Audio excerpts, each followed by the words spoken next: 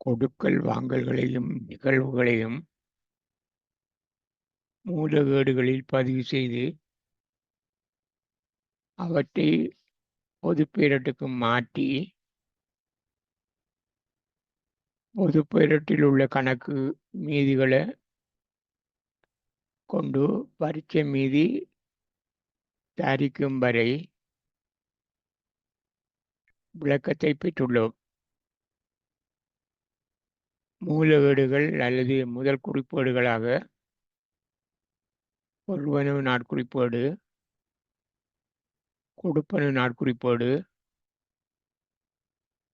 கொள்வனவு நாட்குறிப்பேடு, விற்பனை நாட்குறிப்பேடு, உட்திரும்பல் நாட்குறிப்பேடு, வெளித்திரும்பல் நாட்குறிப்பேடு, சில்லறை காசேடு, பொது நாட்குறிப்பேடு என்பவை பற்றியும் விளக்கங்களை பெற்றிருக்கிறோம்.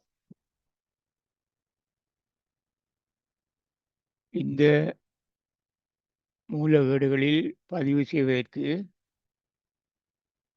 வேண்டிய தகவல்கள் எந்த ஆவணங்கள் மூலமாக பெற்றுக்கொள்ளப்படுகின்றது என்பதையும் தெரிந்து கொண்டிருக்கிறோம். அவற்றை மூல ஆவணங்கள் என்று சொல்வோம். பொருவன நாட்குறிப்பேடு சீட்டுகளே இருக்கிற தகவல்களைத்தான் பொருவன நாட்குறிப்பேடு எழுதுகிறார் பதிகிறார். கைச்சாத்தில் இருக்கிற தகவல்கள் கொடுப்பன நாட்குறிப்பேட்டில் பதியப்படும். கொள்வனவு பட்டியலில் உள்ள தகவல்கள் கொள்வனவு நாட்குறிப்பேட்டில் பதியப்படும். விற்பனை பட்டியலில் உள்ள தகவல்கள் விற்பனை நாட்குறிப்பேட்டில் பதியப்படும். செலவுத்தாள் உள்ள தகவல்கள் உட்திரும்பல் நாட்குறிப்பேட்டில் பதியப்படும். வரவுத்தாளில் உள்ள தகவல்கள் வெளித்திரும்பல் நாட்குறிப்பேட்டில் பதியப்படும். சில்லறை காசு கச்சாத்தில் உள்ள தகவல்கள் சில்லறை காசேட்டில் பதிவு செய்யப்படும் என்றும் தெரிந்து வைத்திருக்கிறோம். இந்த ஒவ்வொரு ஆவணமும் பற்றிச்சீட்டு, கைச்சாத்து பட்டியல், அதாவது இது கொள்வனவு பட்டியல், இது விற்பனை பட்டியல், செலவுத்தாள், வரவுத்தாள், சில்லறை காசு கச்சாத்து ஆகிய மூல ஆவணங்கள் பயன்படுத்தப்பட்டு அதில் உள்ள தகவல்கள் தான் அந்தந்த மூலகேடுகளில் பதிவு செய்யப்படும் என்று பார்த்துருக்கிறோம். அதில் விசேடமாக நாங்கள் பொது நாட்குறிப்பேட்டில் சில தகவல்களையும் என்று தெரிந்து கொள்ள இருக்கிறோம். பொது நாட்குறிப்பேட்டில் விசேடமான நாட்குறிப்பேடுகளில் பதிவு செய்ய முடியாத கொடுக்கல் வாங்கல்கள் பதிவு செய்தலுக்கான ஏடு பொது நாட்குறிப்பேடு. அதாவது இவ்வளவும் இந்த 7 ஏடுகளும் விசேடமான நாட்குறிப்பேடுகள். அந்த தகவல்கள் அந்தந்த நாட்குறிப்பேட்டில் மட்டும்தான் பதியப்படும். இது இவ்வளவுலையும் பதிய முடியாத ஏதாவது தகவல் இருந்தால் மட்டும்தான் இதில் பதிகிறது. பொது நாட்குறிப்பேட்டில் பதிய முடியாத எல்லா தகவல்களும் இதெல்லாம் பதிகிறது. அதுதான் இதில் குறிப்பிட்டிருக்கிறோம். விசேட நாட்குறிப்பேடுகளில் பதிவு செய்ய முடியாத கொடுக்கல் வாங்கல்களை பதிவு செய்தலுக்கான ஏடு பொது நாட்குறிப்பேடு. இந்த நாட்குறிப்பேட்டில் பொது நாட்குறிப்பேட்டில் பதிகிறதுக்குரிய மூல ஆவணம் நாட்குறிப்பேட்டு கச்சாத்து. பொது நாட்குறிப்பேட்டில் கொடுக்கல் வாங்கலை பதிவு செய்வதற்கு பயன்படுத்தப்படும் மூல ஆவணம் நாட்குறிப்பேட்டு கச்சாத்து எனப்படும். இந்த தகவல்கள் இவற்றை நாங்கள் முன்னுள்ள வீடியோக்களில், என்னுடைய வீடியோக்களில் இவற்றை பற்றிய விளக்கங்களை நான் தெளிவாக வழங்கப்படுத்தியிருக்கிறோம். சில விளக்கங்களில் இன்னும் சேர்க்க வேண்டியதும் இருக்குது. இன்று நான் உங்களுக்கு கற்பிக்க இருப்பது இந்த முழு ஆவணங்களையும் பயன்படுத்துகின்ற முழு ஆவணங்களையும் முழு நாட்குறிப்பேடுகளையும் பயன்படுத்துகின்ற ஒரு முழுமையான ஒரு வணிகத்தின் கொடுக்கல் வாங்கல்களை முதல் குறிப்பேடுகளில் பதிவு செய்து, இந்த ஏடுகளில் பதிவு செய்து அவற்றை பொதுப்பேரட்டுக்கு மாற்றி பொதுப்பேரட்டில் பரீட்சை மீது தயாரிக்கிற முறையை விளக்க இருக்கிறேன். இதுக்கு முதல் நாங்கள் ஏடுகள் பொது பேரிடு, கடன்பட்டோர் பேரிடு, கடன் கொடுத்தோர் பேரிடு, அல்லது கடன் கொடுத்தோர் பேரோட கொள்வனவு பேரிடு, கடன்பட்டோர் பேரோட விற்பனை பேரிடு சொல்ற எல்லாம் 3 பேரிடு இருக்குன்னு பார்த்துருக்குறோம். ஒன்று பொது பேரிடு, அதில் பரீட்சை மீது அறிக்கலாம். கடன்பட்டோர் பேரிட்லையும் கடன் கொடுத்தோர் பேரிட்லையும் பரீட்சை மீது தயாரிக்க முடியாதுன்னு பார்த்துருக்குறோம். பரீட்சை மீது தயாரிக்கிறோம்ல, அதில் அது அந்த மீதி பட்டியல் ஒன்று தயாரிப்போம். கடன்பட்டோர் மீதி பட்டியலையும் கடன் கொடுத்தோர் மீதி பட்டியலையும் தயாரிப்போம்னு பார்த்தோம். இதில் பொது பேரிட்டில் ஆள் கணக்குகள், தனியார் நபர்களுடைய கணக்குகள் இதில் பதிகிறோம்னு பார்த்தோம். நாங்கள் பொது பேரிட்டில் தனி நபர்கள்ற கணக்கு பதிகிறல. அந்த தனிநபர்கள்ற கணக்குகளுக்கு பதிலாக 2 கணக்குகளை விசேடமாக நாங்கள் பதிவு செய்வோம். அதாவது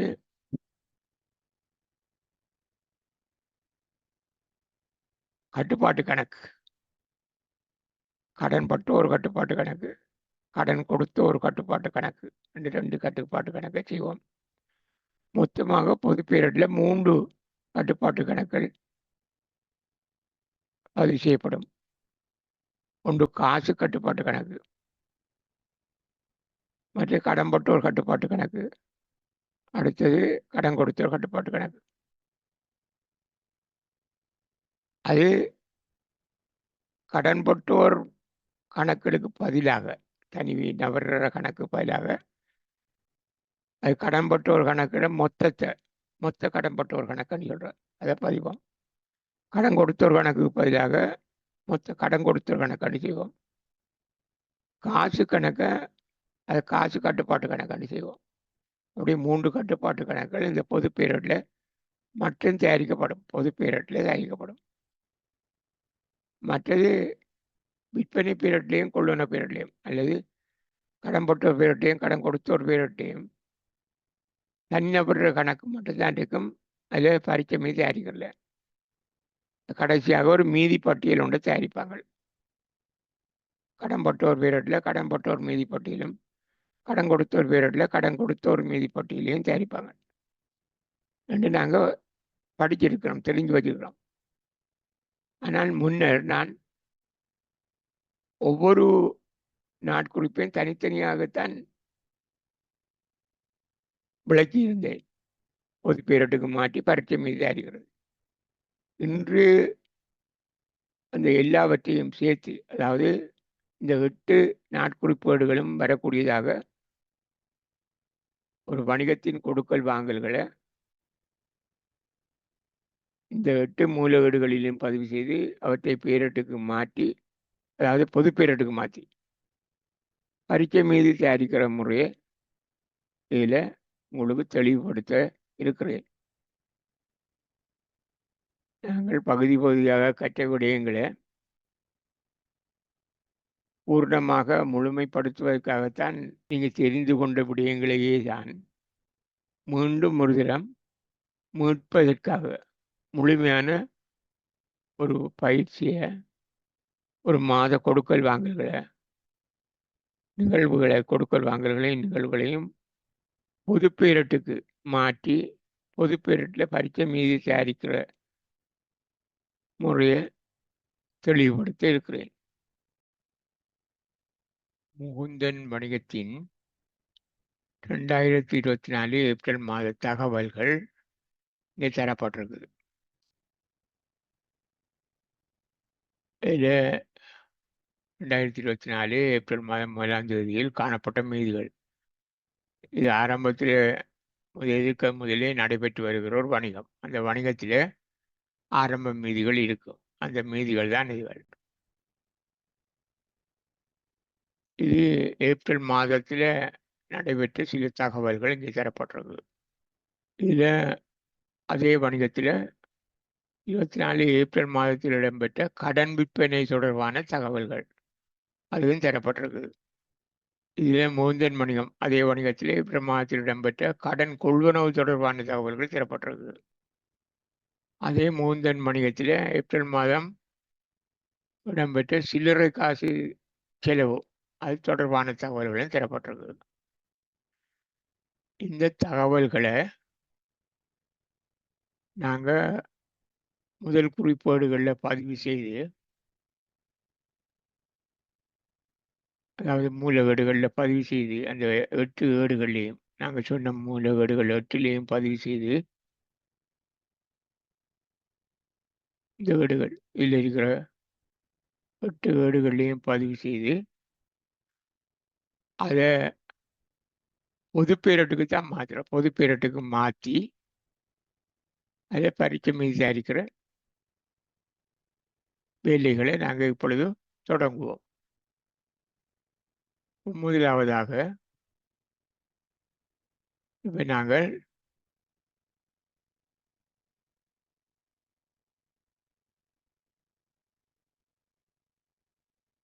இதை எடுப்போம். இது முதலாம் தேதி இருந்த ஆரம்ப மீதிகள். இந்த ஆரம்ப மீதிகள், இந்த முதலாம் தேதி இருந்த ஆரம்ப மீதிகளை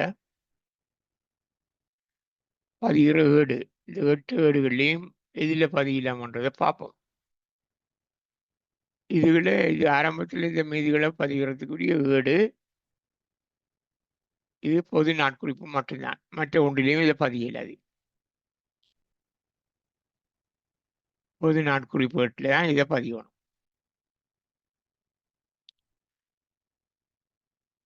இதை பாருங்க, உண்ட வணிகத்தின் மேலதிக முதலீடு காசு ரூபாய் 10,000.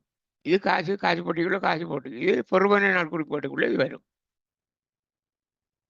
காசோலை மூலம் கொள்வன வேண்டாம், இதுக்கும் காசு செக் கொடுத்துருக்கு, இதுவும் கொடுப்பன நாட்குறிப்பேட்டெலாம் பதியணும்.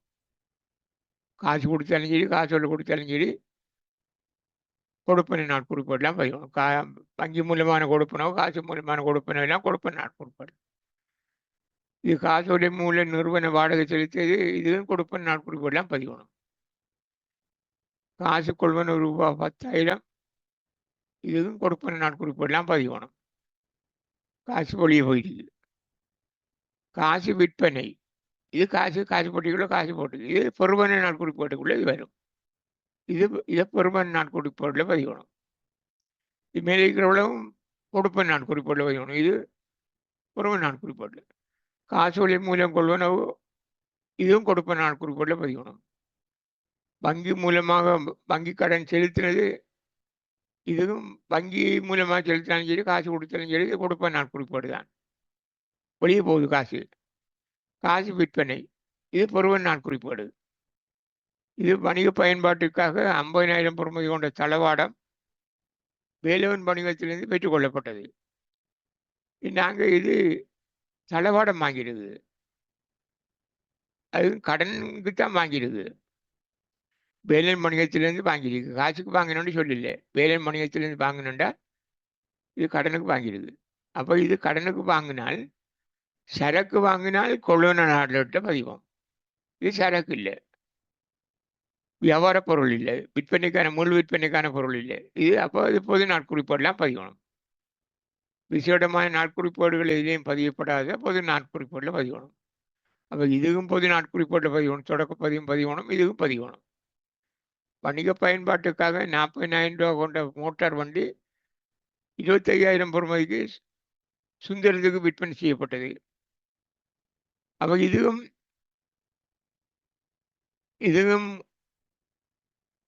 விற்பனை செய்யப்பட்டிருக்கு. இது மோட்டார் வண்டி, அது வணிக பயன்பாட்டுக்காக இருந்தது. இது விற்பனைக்கான முழு விற்பனைக்கான பொருள் இல்லை.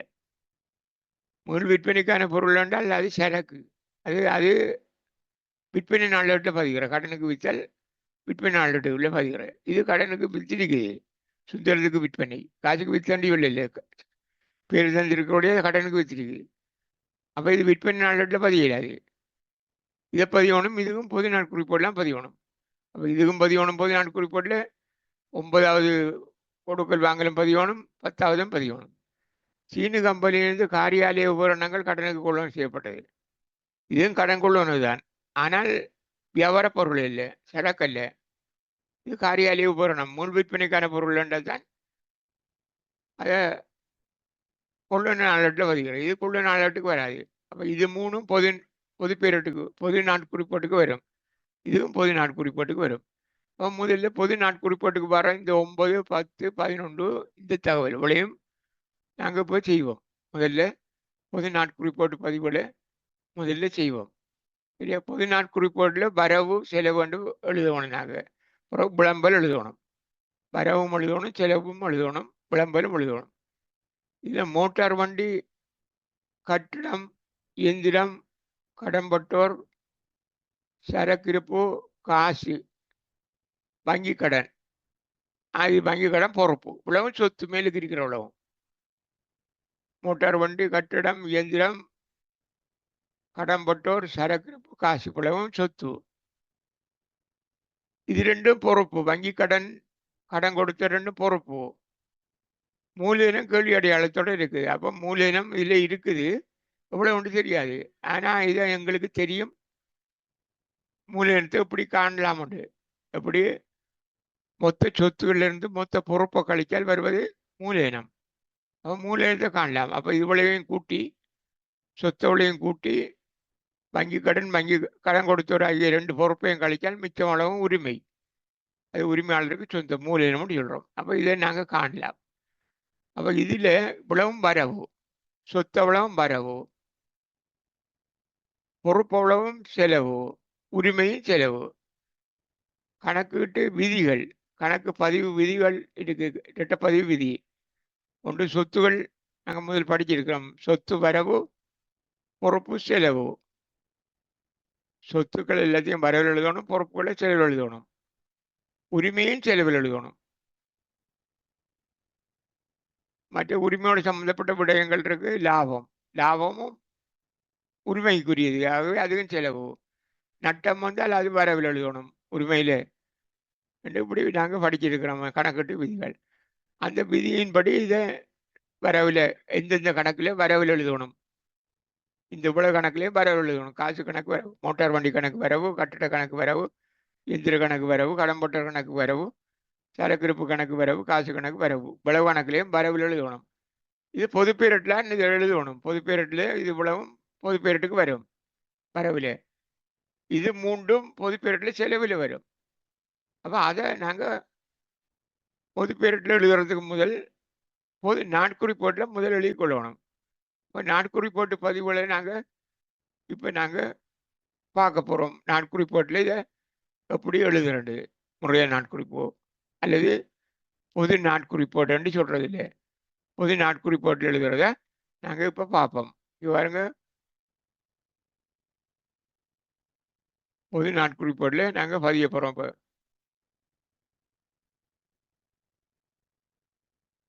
இப்போ மோட்டார் வண்டி, இது சொத்து. நாங்கள் இன்னும் 5 சொத்துக்களையும் வரவில் எழுதிக்கோம் பாருங்க. கட்டிடம், இயந்திரம், கடன்பட்டோர், சரக்கிருப்பு, வங்கி கடன் இல்லை காசு, இவ்வளவும் சொத்து. 2, 4, 6. மோட்டார் வண்டி, கட்டிடம், இயந்திரம், கடன்பட்டோர், சரக்கிருப்பு, காசு, இந்த 6ம் வரவில் எழுதுகிறோம். வங்கி கடனும் கடன் கொடுத்தோரும் செலவில் எழுதுகிறோம். மூலதனமும் செலவு, உரிமை செலவில் வரும் விதி, கணக்கு பதிகிற விதி. இதில் வங்கி கடன் செலவு, பொறுப்பு 2 செலவு, சொத்தவளவும் வரவு. அப்போ இதை நாங்கள் பொது பேரட்டுக்கு மாற்றுற நேரத்தில் இது இவ்வளவும் அந்தந்த கணக்கில் வரவில் எழுதணும், இது இவ்வளவும் அந்தந்த கணக்கில் செலவு எழுதணும், இதுவும் செலவு எழுதணும். இதுக்கு விளம்பல் எழுதுகிறோம். நாங்கள் நாட்குறிப்பு எழுதுறது எழுதி பார்த்திருக்கோம், படிச்சிருக்கோம். முதல் தொடக்க பதிவுன்னு எழுதணும், வரவு பதிவுகள் எழுதணும் முதல், பிறகு அடுத்த செலவு பதிவுகள் எழுதணும், வரவு செலவு எழுதி தொடக்க பதிவு, ஆரம்ப பதிவுகள். அப்போ இதை பேரட்டுக்கு நாங்கள் வரவு மாற்றணும். அடுத்தது பாருங்க, அடுத்தது நாங்கள் இது விளையும் பதிவோம். அப்போ இதுக்கு விளைவுக்கும் முறையான நாட்குறிப்பில், அதாவது பொது நாட்குறிப்பாட்டில் இதுக்கு எழுதிட்டோம். இதில் இந்த 9, 10, 11 எழுதணும் பொது நாட்குறிப்பாட்டில். வணிக பயன்பாட்டுக்காக 5000 ரூபா பெறுமதி கொண்ட தளவாடம் வேலன் வணிகத்திலிருந்து கொள்வனை செய்யப்பட்டது. அப்போ 5000 ரூபாய் பெறுமதி கொண்ட தளவாடம் வேலன் வணிகத்திலிருந்து கொள்வனை செய்யப்பட்டது என்றால் அப்போ இதை நாங்கள் தளவாடம் வருகதி வணிகத்துக்குள்ள தளவாட கணக்கு வரவு வேலன் கணக்கில் செயல்படுத்தணும். வேலன் நமக்கு ஒரு வியாபார கடன் இல்லது. இது கடன்பட்டவன் வியாபார கடன் பட்டவன் தான் கடன்பட்ட ஒரு கணக்கு கட்டுப்பாட்டு கணக்கு வரும். இது அது இல்லை. இது கடன் தான் நாம் கொடுக்கணும். பொறுப்பு இது நமக்கு வேலன் வணிகத்திலே செலவு. அப்போ இதுக்கு நான் குறிப்பிடுகிற எந்த கணக்கில் வரவு எந்த கணக்கில் செலவு என்று தெரியணும். தளவாட கணக்கு வரவு வேலன் கணக்கு செலவு. இதுக்கு வணிக பயன்பாட்டுக்காக 40,000 பெறுமதி கொண்ட மோட்டார் வண்டி பெறுமதிக்கு சுந்தரத்துக்கு விற்பனை செய்யப்பட்டது. 40,000 பெறுமதியான மோட்டார் வண்டியை விற்றிருக்கிறோம். அப்போ 40,000 பெறுமதியான மோட்டார் வண்டி விற்றால் அப்போ 40,000 மோட்டார் வண்டி வணிக நிறுவனத்திலிருந்து வெளியே போகுது. அப்போ அது செலவு. மோட்டார் வண்டி கணக்கில் செலவு. 30,000 ரூபா பெறுமதியான கொண்ட மோட்டார் வண்டி 25,000 விற்கப்பட்டது. அப்போ 15,000 நட்டம் நமக்கு அது வழங்குது. 15,000 நட்டம் என்றால் நட்டத்தை வரவில் எழுதணும். பாருங்க, இதுக்குரிய பதிவு வணிக பயன்பாட்டுக்காக 40,000 ரூபா பெறுமதியான மோட்டார் வண்டி 25,000 விற்கப்பட்டது. இதுக்குரிய பதிவு முறையான நாட்குறிப்பேட்டில் நாங்கள் பதியணும். பாருங்க, முறையான நாட்குறிப்பேட்டில் இப்படி பதிவுன்றது பாருங்க. பாருங்க, சுந்தரம் கணக்கு வரவு 25,000. ஏனெண்டா சுந்தரம் 25,000 தரணும், அவருக்கு கடனுக்கு வித்திருக்கு. மோட்டார் வண்டி நட்டம் 15,000. மோட்டார் வண்டி கணக்கில் செலவில் 40,000. மோட்டார் வண்டி 40,000 செலவில் போயிருக்கு. அது வெளியே போயிருக்கு நிறுவனத்திலேருந்து. அவை செலவில் 40,000. மோட்டார் வண்டி நட்ட கணக்கில் வரவில் 15,000. சுந்தரம் கணக்கில் வரவில் 25,000. இல்லை விளம்பரம் எழுதணும். 40,000 ரூபா மோட்டார் வாகனம் 25,000 ரூபாய்க்கு விற்பனை செய்யப்பட்டது என்று எழுதணும். இது பாருங்க, சுந்தரம் கணக்கு வரவு 25,000 இதுவரை தரணும். ரெண்டா கடனுக்கு அவருக்கு கொடுத்துருக்கு. மோட்டார் வண்டி நட்ட கணக்கில் வரவில் 15,000. மோட்டார் வண்டி கணக்கில் மோட்டார் வண்டி வணிக நிறுவனத்திலேருந்து இல்லாமல் போகுது, அகலுது. ஆகவே வெளியே போகிறதால மோட்டார் வண்டி கணக்கில் செலவில். அப்போ சொத்து குறையுது. மோட்டார் வண்டி சொத்து குறையுது செலவில். நட்டம் 15,000 வரவில். சரியா? சுந்தரம் தரணும். சொத்து வரவில். சொத்து வரவு. சுந்தரம் தர வேண்டிய காசு நமக்கு சொத்து. அடுத்த இதை பாருங்க, சீனு கம்பெனியிலிருந்து காரியாலய உபகரணங்கள் கடனுக்கு கொள்ளை செய்யப்பட்டது. அதுக்கு பதிவு காரியாலய உபகரண கணக்கு வரவு, சீனு கம்பெனி கணக்கு செலவு. சீனு கம்பெனிக்கு நாங்கள் காசு கொடுக்கணும். அப்போ சீனு கம்பெனி கணக்கு செலவு. காரியாலய உபகரண கணக்கு வரவு, சீனு கம்பெனி கணக்கு செலவு. அப்போ இதையும் பதிச்சிட்டோம். அப்போ இது இவ்வளவு தான் பொது நாட்குறிப்பேட்டில் பதியணும். அப்போ பொது நாட்குறிப்பேட்டு பதிவில் பதிச்சிட்டோம். இதுலேருந்து இந்த தகவலேருந்து இதுவும் பொது நாட்குறிப்பேட்டுக்கு எழுதிட்டோம். இந்த 9, 10, 11 இதுவும் எழுதிட்டோம். இனி இது விளையும் பதிவோம். தொடக்க பதிவுகளையும், அதாவது ஆரம்பத்தில் இருந்த மீதிகளையும் அதாவது இங்கே சரி போட்டிருக்கிறவை. மற்றது ஏப்ரல் மாதத்திலிருந்து சில தகவல்களில் 9, 10, 11 இவை ஏனைய விசேடமான முதல் குறிப்பேடுகளில் பதிவு செய்ய முடியாத கொடுக்கல் வாங்கல்களையும் இவ்வளவையும் பொது நாட்குறிப்பேட்டில் நாங்கள் இப்பொழுது பதிஞ்சிட்டோம். இன்னும் பதியாமல் இருக்கிற இந்த தகவல்களில் 1லிருந்து 8 வரையான தகவல்கள், அவற்றை நாங்கள் இப்பொழுது பதிவு செய்வோம். முதலாவதாக வணிகத்தில் மேலதிக முதலீடு காசு 1,00,000 ரூபா. ஏற்கனவே முதலீடு செய்துதான் இந்த மூலதனம். இது முதல்ல இருந்த மூலதனம், தொடக்க மூலதனம். இது இப்போ மேலதிகமாக முதலீடு செய்யப்பட்டது. இந்த மாதத்துக்குள்ள 1,00,000 ரூபா. இதை காசுப்பட்டியில் போடுவாங்க. அப்போ பெறுவனவு நாட்குறிப்பேடு காசுக்கு கணக்கில் பெறுவனவு நாட்குறிப்பேட்டில் இதை பதியணும். அதை பெறுவன நாட்குறிப்பேட்டில் பதிஞ்சு விடும். இதான் முதல் குறிப்பேடு அதுக்குரியது. அப்போ பெறுவன நாட்குறிப்பேடு எடுக்கிறேன்.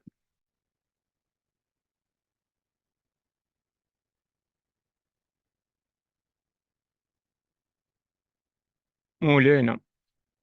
இது இப்படி மேலதிகம் முதலீடு மூலதனம் பெறுமதி இதுக்குள்ளே போட்டிருக்கிறோம். காசு பெறும் நாட்குறிப்பேட்டில் பெற்ற காசு கணக்கில் வரவில்லை பதிஞ்சுது. இதுக்கு அடுத்த பதிவு மூலதன கணக்கில் எழுதணும். அதை ஏனைய வரவு என்றதுக்குள்ளே எழுதுகிறோம். இப்போ இது பகுப்பாய்வு நிரல். இதுகளுக்குள்ளே எந்த நிரலுக்குரியதோ அதுக்குள்ளே இதை எழுதணும். மூலதன கணக்கு இது காசு கணக்கு வரவு, மூலதன கணக்கு செலவு. அவன் மூலதனம் என்று எழுதிக்கணும். இல்லை ஆக பகுப்பாய்வு நிரல் 2 தான் நாங்கள் போட்டுக்கிறோம். கடன்பட்டவருக்கும் விற்பனைக்கும். ஏனையதெல்லாம் இதுக்குள்ள எழுத போகிறோம். ஆகவே இது மூலதன கணக்கு போகும். இது காசு கணக்கு வரவு, மூலதன கணக்கு செலவு. அடுத்தது 2வதாக எடுப்போம். காசோலை மூலம் கொள்வனவு 20,000. இப்போ இது காசை கொடுத்தாலும் சரி, காசோலையை கொடுத்தாலும் சரி, அது கொடுப்பன நாட்குறிப்பெல்லாம் பதிகிறார். கொடுப்பன நாட்குறிப்பேடில் காசு செலவுகளையும் காசோலை வங்கி மூலமான செலவுகளையும் கொடுப்பன நாட்குறிப்பேடில் பதிவோம். இப்போ கொடுப்பன நாட்குறிப்பேடில் இந்த 20,000 நாங்கள் எழுதணும். அப்போ கொடுப்பன நாட்குறிப்பேட்டை எடுப்போம்.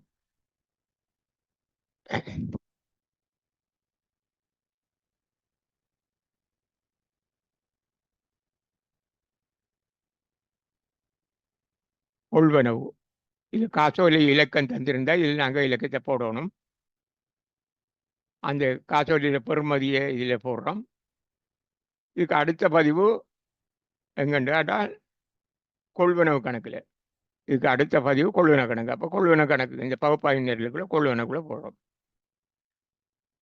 அப்போ இதுக்கு நாட்குறிப்பு, சரியான நாட்குறிப்பு, காசு கணக்கு செலவு. கொடுப்பனவு நாட்குறிப்புன்ற காசு கணக்கில் செலவு. இது கொள்வன கணக்கு வரவு. கொள்வன கணக்கு வரவு, காசு கணக்கு செலவு. அதுக்குரிய பதிவு தான்.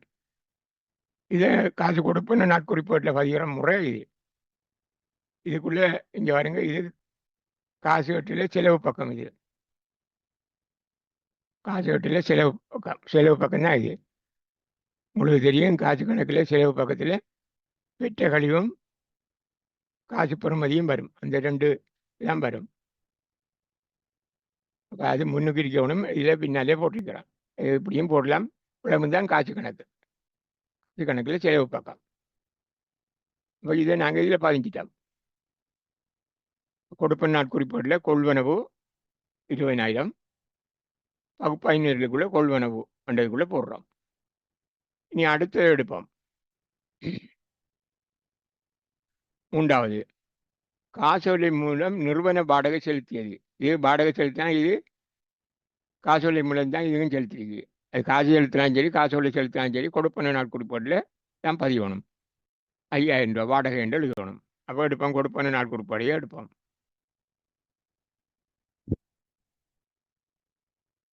வாடகை 5,000 ரூபா பெறுமதி. இது செலவுக்குள்ளே வரும். நட்டம் இது நமக்கு. அப்போ இதுக்கு நாட்குறிப்பு வந்து காசு கணக்கில் செலவில், வாடகை கணக்கில் வரவில். வாடகை கணக்கு இது வரவு. இது வரவு பதிவு, இது செலவு பதிவு. இதில் வாடகையெல்லாம் செலவு பதிவு தான் வரும். இந்த செலவு பக்கம்தான் இது. கொடுப்பன நாட்குறிப்பேடு இது செலவு, இது வரவு. வாடகைக்கு உரிய பதிவு இதுக்குள்ளே எழுதுறது. ஆனால் அதை பார்த்து பகுப்பாய்வு நிலைக்குள்ளே இந்த 5,000 எழுதுகிறோம். அடுத்து எடுப்போம். 4வது காசு கொள்வனவு. இது காசு கொடுத்து, இதுவும் கொடுப்பனவு தான். காசு கொடுத்தால் கொடுப்பனவு நாட்குறிப்பேடெல்லாம் பதியணும். இது 10,000 ரூபாய்க்கு காசு கொள்வனவு. கொடுப்பன நாட்குறிப்பேடை திருப்பி எடுப்போம். அது கொடுப்பன நாட்குறிப்பேடு. கொள்வனவு 10,000. இது கொள்வன நிரலுக்கு எழுதணும். இது கொள்வனவு, இது செலவு, இதுவும் கொள்வனவு. இது கொள்வனவுக்குள்ள எழுதணும். இதுக்கு நாட்குறிப்பு வந்து கொள்வன கணக்கு வரவு, காசு கணக்கு செலவு என்றதான் இது பதிவு. அடுத்து எடுப்போம். 5வது காசு விற்பனை. இது காசுப்பட்டிக்குள்ளே காசை போடுவோம். காசு விற்பனை வந்தால் காசு கிடைச்சா காசுப்பட்டிக்குள்ளே போடுவோம். அப்போ காசு கணக்கில் வரவு. அப்போ இது பொறுவன் நாட்குறிப்பாடு. பொறுவன் நாட்குறிப்பாட்டில் இதை பதிவணும். பொறுவன் நாட்குறிப்பாடு எடுக்கிறார். இதில் வரும். முதல் மூலதனம் போட்டு நாங்கள் விடுபடுத்திய மூலதனம் இடையில் போட்ட காசு வருங்க. விற்பனை 75,000 பெறுமதி. அது இந்த நிரல் பகுப்பாய் நிரல் விற்பனைக்குள்ளே வரும். இவ்வளவுதான் காசு கணக்கில் வரவு பக்கம் இருக்கிறது. திகதி, விவரம், பெறுமதி, கொடுத்த கழிவு. இவ்வளவுதான் காசு கணக்கில் வரவு பக்கம். இது பகுப்பாய் நிரல். இது விற்பனை இதுக்குரிய நாட்குறிப்பு அடுத்த பதிவு எங்கன்னு கேட்டால் விற்பனை கணக்கில். விற்பனை கணக்கில் செலவில் இது காசு கணக்கில் வரவு. பாஞ்சிட்டோம். அடுத்து எடுப்போம். 6வது கொடுக்கல் வாங்கல். காசோலை மூலம் கொள்வனவு. இதுக்கும் அதே மாதிரி தான். காசு கொடுத்து வாங்கினாலும் சரி, காசோலை கொடுத்து வாங்கினாலும் சரி, அது கொடுப்பன நாட்குறிப்பாடில் நான் ரெண்டும் கொடுப்பன நாட்குறிப்பாடெலாம் பதிகிறது. கொடுப்பன நாட்குறிப்பாடை எடுக்கிறேன். இதில் கொள்வனவு. இதில் காசோலை மூலம் கொள்வனா இதில் காசோலை இலக்கத்தை இதில் போடுவோம். இது காசு, அது போட தேவையில்லை. காசு என்ற 2 தரம் கொடுத்தெல்லாம் காசு. அப்போ இதுக்குள்ளே எழுத்தையில் காசோலை கொடுத்ததை மட்டும் இதில் போடுறோம். பெறுமதி 15,000 ரூபா. கொள்வனவு 15,000 ரூபா. கொள்வனவு 15,000. காசோலை மூலம் கொள்வனவு பாருங்க 15,000. காசோலை மூலம் கொள்வனவு 6ஆம் தேதி. 7ஆம் தேதி வங்கி மூலமாக கடன் செலுத்தியது. வங்கி கடன் செலுத்தியது. அப்போ வங்கி கடன் இங்கே பாருங்க, இதில் எடுத்திருக்கிறோம். நாங்கள் தொடக்க பதில் இருக்குது. இது கொடுக்க வேண்டியது. இது பொறுப்பு. இது 40,000 கொடுக்க வேண்டியிருக்கு. அதில் கொடுத்துருக்கிறோம் கொஞ்சம். வங்கி மூலமாக 10,000 கொடுத்துருக்கு. அப்போ இதுவும் செலுத்தினது தான். அது வங்கி மூலமாக கொடுத்தாலும் சரி, காசு மூலமாக கொடுத்தாலும் சரி, அது கொடுப்பன நாட்குறிப்பாடலாம். கொடுப்பன நாட்குறிப்பாட்டில் இந்த 10,000 வரணும். பாருங்க, கொடுப்பன நாட்குறிப்பாட்டில் இது வரும். வங்கி கடன் இதுக்குள்ளே கொடுத்த பெறுமதி இதுக்குள்ளே போடுறோம். அது எந்த நிரலுக்கு வரும் என்றால் பகுப்பாய்வு நிரலுக்குள்ளே இதில் வங்கி கடன் கணக்கில் வரணும். வங்கி கடன் கணக்கில் இது எழுதணும். அப்போ பகுப்பாய்வு நிரல் இது 3க்கும் தான் இருக்கு. கடன் கொடுத்தவருக்கும், கடன் கொடுத்தவர் கட்டுப்பாட்டு கணக்கும், கொள்வன கணக்குக்கும், செலவுகளுக்கும், அதாவது நட்ட கணக்குகளுக்கும் மட்டும்தான் இருக்கு. மற்றது பகுப்பாய்வு நிரல் இல்லை. அது இனிய எல்லாத்தையும் இனிய கொடுப்பனோடதுக்குள்ளே எழுதுறது நினைச்சு வச்சுக்கிறோம். அப்போ இதுக்குள்ளே போடுறோம். இதுக்குரிய நாட்குறிப்பை கேட்டால் இதுதான். வங்கி கடன் கணக்கில் வரவில்லை இல்லை. இது பொறுவனவு தனி. அப்போ காசு கணக்கு வரவு, வங்கி கணக்கு செலவு. காசு கணக்கில் இது வரவு 10,000, வங்கி கடன் கணக்கு செலவு 10,000. அதுக்குரிய நாட்குறிப்பு இதுதான். இனி 8வது எடுப்போம். காசு விற்பனை. இது காசு கிடைச்சிருக்கு. அப்போ இது காசை பெட்டிக்குள்ளே போடுவோம். அப்போ இது பொறுவன நாட்குறிப்பாடு. அப்போ பொறுவன நாட்குறிப்பு எடுப்போம்.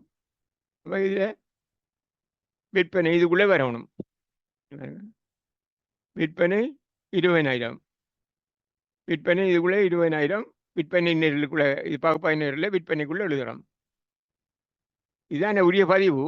ஆனால் இதை பகுப்பாய்வு நிரலுக்கு அடுத்த பதிவு எங்கே வரும்ன்றதை காட்டுறது தான் இது பகுப்பாய்வு நிரல். விற்பனை கணக்கில் செலவில், காசு கணக்கில் வரவில்லைன்றது தான் அதில் விளக்கம்.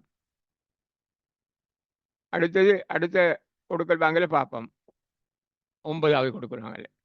இது 15 ஏற்கனவே நாங்கள் 10ம் 15, 11ம் 15. இந்த தொடக்க பதிவு உலகம் 15. ஆகவே இதில் இருக்கிற இந்த தகவல் அவ்வளவும் முதல் குறிப்பேடுகளில் 15. முதல் குறிப்பேடுகளில் 3 முதல் குறிப்பேடுகளில் 15 இருக்கிறது உங்களுக்கு தெரியும். ஒன்று தொடக்க பதிவும் இந்த ஏனைய நாட்குறிப்பேடுகளில் வராத பதிவுகளையும் பொது நாட்குறிப்பேட்டில் அடித்தோம். இதில் இருக்கிற இவ்வளவும் இது இவ்வளவு எங்கே வந்திருக்குன்னு கேட்டால் சிலது பொறுவன நாட்குறிப்பேட்டில், சிலது கொடுப்பன நாட்குறிப்பேட்டில் வந்திருக்கு. சிலது பொறுவன நாட்குறிப்பேடு, சிலது கொடுப்பன நாட்குறிப்பேடுகளில் பதிஞ்சிருக்கிறோம். சரி, இங்கே அதை பார்க்கணும் என்றால் நாங்கள் இங்கே வருங்க. ஏற்கனவே பாஞ்சது மூலதனம், விற்பனை இந்த 3ம் பொறுமை நாட்குறிப்பேட்டில் பாஞ்சோம். இதில் 5ம் கொள்வனவு, வாடகை, கொள்வனவு, வங்கி கடன் இது இவ்வளவும் கொடுப்பன நாட்குறிப்பேட்டில் பதிஞ்சிருக்கிறோம். அப்போ இது இந்த இந்த தகவல்களை பதிஞ்சிட்டோம். இனி அடுத்ததாக நாங்கள் பதிய போகிற தகவல் இது கடன் விற்பனை. மூந்தன் வணிகத்தில் 24 ஏப்ரல் மாதத்தில் இடம்பெற்ற கடன் விற்பனைகள் தொடர்பான தகவல்கள். கடன் விற்பனைகள் தொடர்பான என்னென்ன தகவல் இருக்கின்ற பாருங்க. கடன் விற்பனை இது சரக்குகள் வித்தது தான் இதில் வரும், வேற ஒன்றும் வராது. தளவாடம் வித்ததுகளை அதுகளை ஒன்றும் வராது. காரியாலய உபகரணம் வித்தது எல்லாம் இதில் வரல. இதில் சரக்கு விற்றது மட்டும் தான் வரும். யார் யாருக்குன்னா 4 பேருக்கு வித்திருக்கு. ரவிக்கு, சீனுக்கு, புவிக்கு, குணாவுக்கு விற்ற பொறுமதிகள் இதில் இருக்குது. அதில் அவங்க வாங்கிட்டு போனதில் கொஞ்சம் சரக்குகளை எங்களுக்கு திருப்பி அனுப்பியிருக்கிறாங்க. இடையில அது பழுதாக இருக்குது அல்லது எங்களோட தேவைக்கு பொருத்தம் இல்லை, நாங்கள் கேட்டதில்லை என்று சொல்லி திருப்பி அனுப்பினதுகள் இதில் இருக்குது. ரவி 15,000 அனுப்பியிருக்கார், சீனு 20,000, புவியை 15,000, குணா 10,000 திருப்பி அனுப்பியிருக்காரு. மற்ற அவங்க இடையில காசு தந்திருக்கிறாங்க எங்களுக்கு. இந்த வாங்கின கடனுக்கு காசு தந்தது அதுகள் இதில் இருக்குது. அவங்க காசு தார நேரம் அந்த குறிக்கப்பட்ட தேதிக்கு முதல் காசு இருந்தால் அவங்களுக்கு களி கொடுத்துருப்போம். இது நாங்கள் கொடுத்த கழிவு இதுவும் தந்திருக்கு. இங்கே பாருங்க, கொடுத்த கழிவு 3 பேருக்கு கழிவு கொடுத்துருக்கிறோம். 4 பேருக்கும் கொடுத்துருக்கிறோம். அவங்க காசு தரக்குள்ள அவங்களுக்கு கொடுத்த கழிவுகள் இதில் இருக்குது. கழிவு ஒரு 20,000 தஞ்சிக்கா 2,000 கழிவு கொடுத்துருக்கேன். ஒரு 10,000 4,000 தஞ்சிக்கா 40,000 தஞ்சிக்கா 4,000 கொடுத்துருக்கோம்.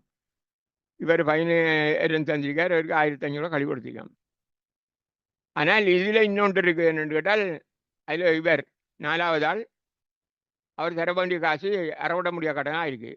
அதாவது அவர் முறிவடைந்தது, வியாபாரத்தில் முறிவடைந்தால் சில நேரம் அவர்கிட்ட காசு வாங்கலாது, கூட்டாளி சொல்லுவாங்க, அவர்கிட்ட கேட்காதங்கிட்டு. அல்லது அவர் செத்து போனார், அவர்கிட்ட இருந்து வாங்க முடியாது, ஒரு அவர் சொந்தக்காரர்கிட்ட இருந்து வாங்க முடியாதுண்டா அது அறவிட முடியாத கடன். அல்லது அவர் எங்கேயும் கனகாலமாக வரல, ஆள் ஓடிட்டாருன்னு சொன்னால் அது அறவிட முடியாத கடனாக நாங்கள் நட்டமாக காட்டுறது. இது 13,500 சரியானதையும் பார்க்கல நாங்கள். அவர் 15,000 10,000 தந்திருக்கார். இல்லை, 40,000 வாங்கி 10,000 திருப்பி தந்திருக்கார். 30,000 தரணும், அதில் 15,000 தந்துட்டார். அப்போ 15,000 தந்தாருன்னா இன்னும் 15,000 தரணும். அதுக்கு அவருக்கு காசு தரணும் 1,500 கொடுத்துருக்கு. அப்போ 13,500 அவர் தரணும். அந்த காசு அவ்வளவும் தரல அவர். அப்போ இது இவ்வளோ அறவிட முடியாத கடனாக இருக்குது. இது மொத்தமாக இந்த கடன் விற்பனைகள் அவ்வளவு, மொத்தமான உட்திருப்பல்கள் எவ்வளவு, மொத்தமாக கடன்பட்டவர் பெற்ற காசு எவ்வளவு, கொடுத்த கழிவு எவ்வளவு, அறவுடை மொழி கடன் எவ்வளோன்னு மொத்தமாக இதில் செஞ்சிருக்கு. இது கணக்கில் எங்களுக்கு தந்த தகவல் இது. ஆனால் நாங்கள் இதை பார்த்து முதல் குறிப்பேடுகளை பதிவணும்.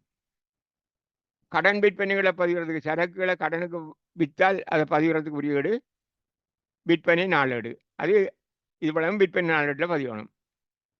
அவங்க ஏதாவது சரக்குகளை திருப்பி அனுப்பியிருந்தால் அது எழுதுகிற ஏடு உட்திரும்ப நாளேடு. இதுவளையும் உட்திரும்ப நாளேட்டில் எழுதணும்.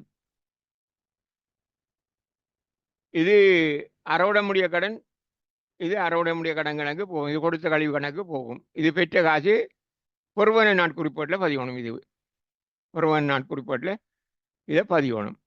அப்போ இதுக்குரிய பதிவுகளை நாங்கள் இப்போ பார்ப்போம். முதலாவது இதை எடுப்போம். இது இவ்வளவையும் கடன் விற்பனை அவ்வளவு, இது இவ்வளவு எங்கே வரும் என்றால் விற்பனை நாளேட்டில் வரும். அப்போ விற்பனை நாளேட்டை இப்போ எடுக்கிறேன் நான். பாருங்க, கடன் விற்பனைகள் இது இவ்வளவையும் விற்பனை நாளேட்டில் பதிவணும். இது இவ்வளவும் உட்திரும்பல் நாளேட்டில் பதிவணும். பெற்ற காசும் கொடுத்த கழிவும் ஒருவனவு நாட்குறிப்பேட்டில் வரும். காசு வீட்டில் வரவு பார்க்கும். அது ஒருவன் நாட்குறிப்பேட்டில் இது ரெண்டும் வரும். இது அறவிட முடியாத கடனை விசேடமான நாட்குறிப்பு இதுலேயும் பதியல் அது. அதனுடைய இது பொது நாட்குறிப்பேட்டில் இது வரும், இந்த நிலையில் வரும். அப்போ இது இந்த தகவல் அவ்வளவும் நாங்கள் இப்போ முதல் ஏடுகளில் பதியணும். இப்போ முதல் பதிஞ்ச அந்த ஏடுகளில் தான் பதிகிறது, கூட தொடர்ந்து பதியணும். இப்போ நான் முதல் விற்பனை நாளேட்டு எடுப்போம்.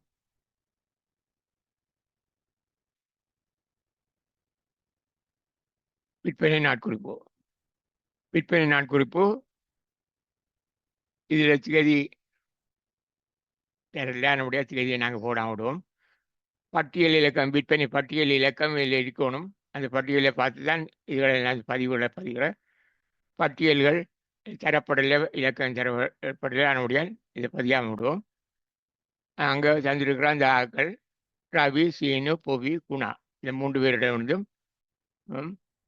இந்த 3 பேருக்கும் சரக்குகள் கடனுக்கு விற்பனை செய்யப்பட்டிருக்கு. அது இது விற்ற பெருமானம், இதான் விற்பனையில பெருமானம். ரவிக்கு விற்றது, சீனுக்கு விற்றது, புவிக்கு விற்றது, குணாவுக்கு விற்றது, மொத்தமாக விற்றது இது.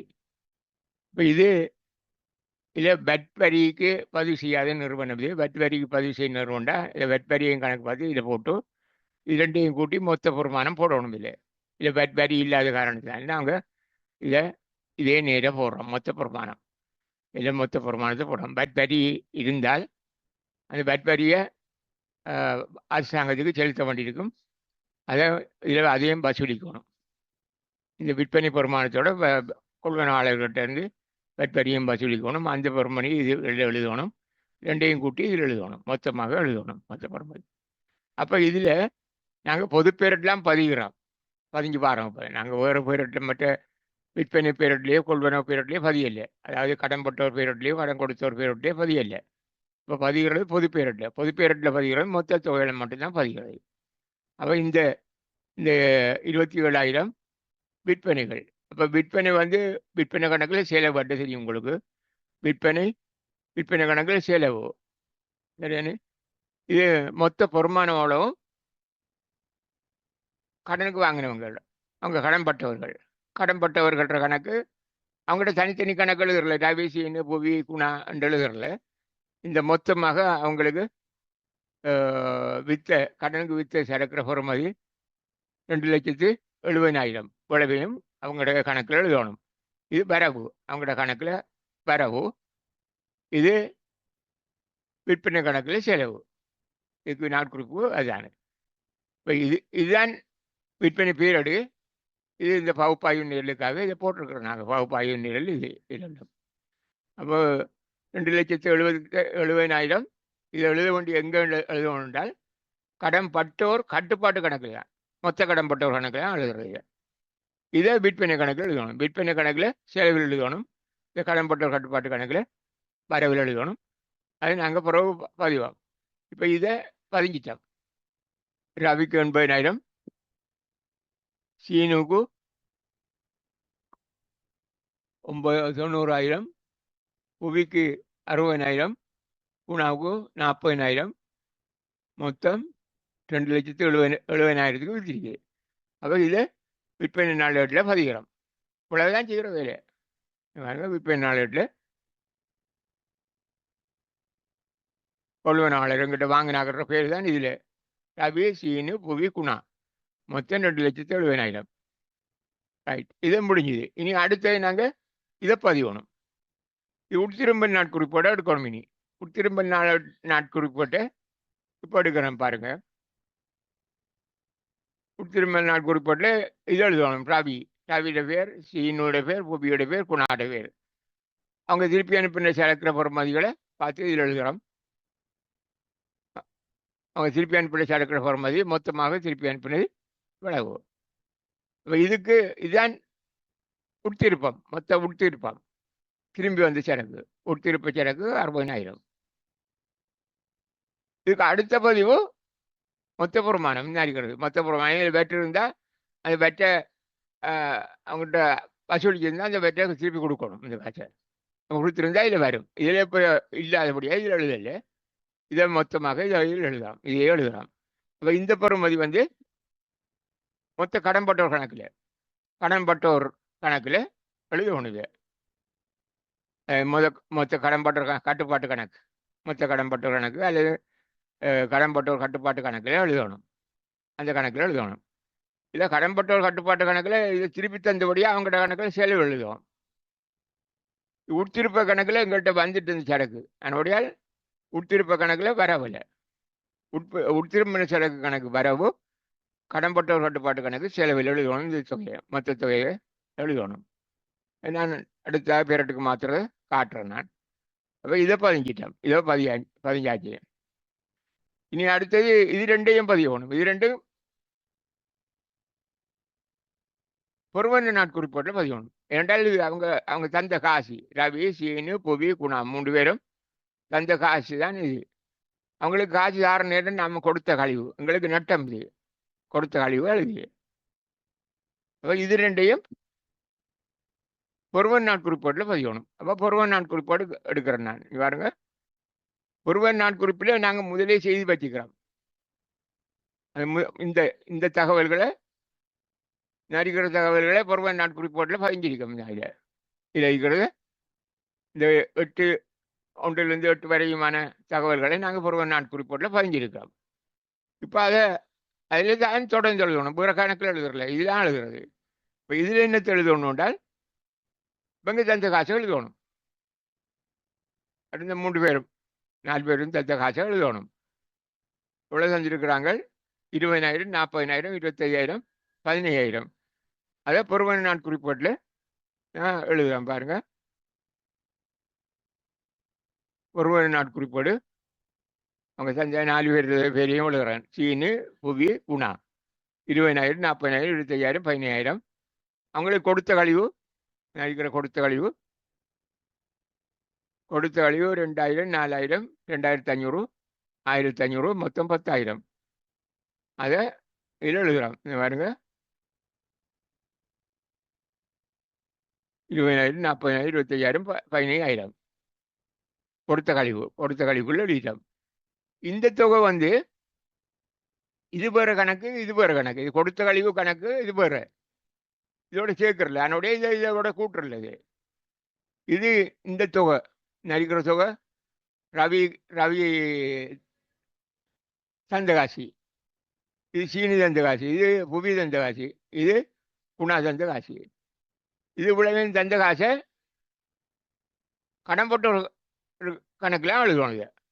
இதுக்கு அடுத்த பதிவு ரவி கணக்கில் செலவிலையும் காசு கணக்கில் வரவில்லையும். காசு தான் இது. இது வரவு பக்கம் தான். இது வரவு பக்கம். இது வரவு பதிவு. இது கடன் போட்ட வர்ற கணக்கில் செலவில் பதிவணும். அப்போ இது இவ்வளையும் பதிச்சிட்டுனாங்க. அப்போ இதில் மொத்த இந்த இதில் பேரட்டுக்கு மாற்றுற நேரத்தில் நாங்கள் பேரட்டுக்கு மாற்றுற அப்படின்னா தனித்தனியாக அவங்களோட பேருக்கு மாற்றுறல, இது முழுதையும் சேர்த்து தான் மாற்றுறது. இந்த தொகையை கடன்பட்ட ஒரு கட்டுப்பாட்டு கணக்கில் எழுதணும். தந்த காசு காசு கணக்கில் இங்கே வரவில் எழுதிட்டோம்.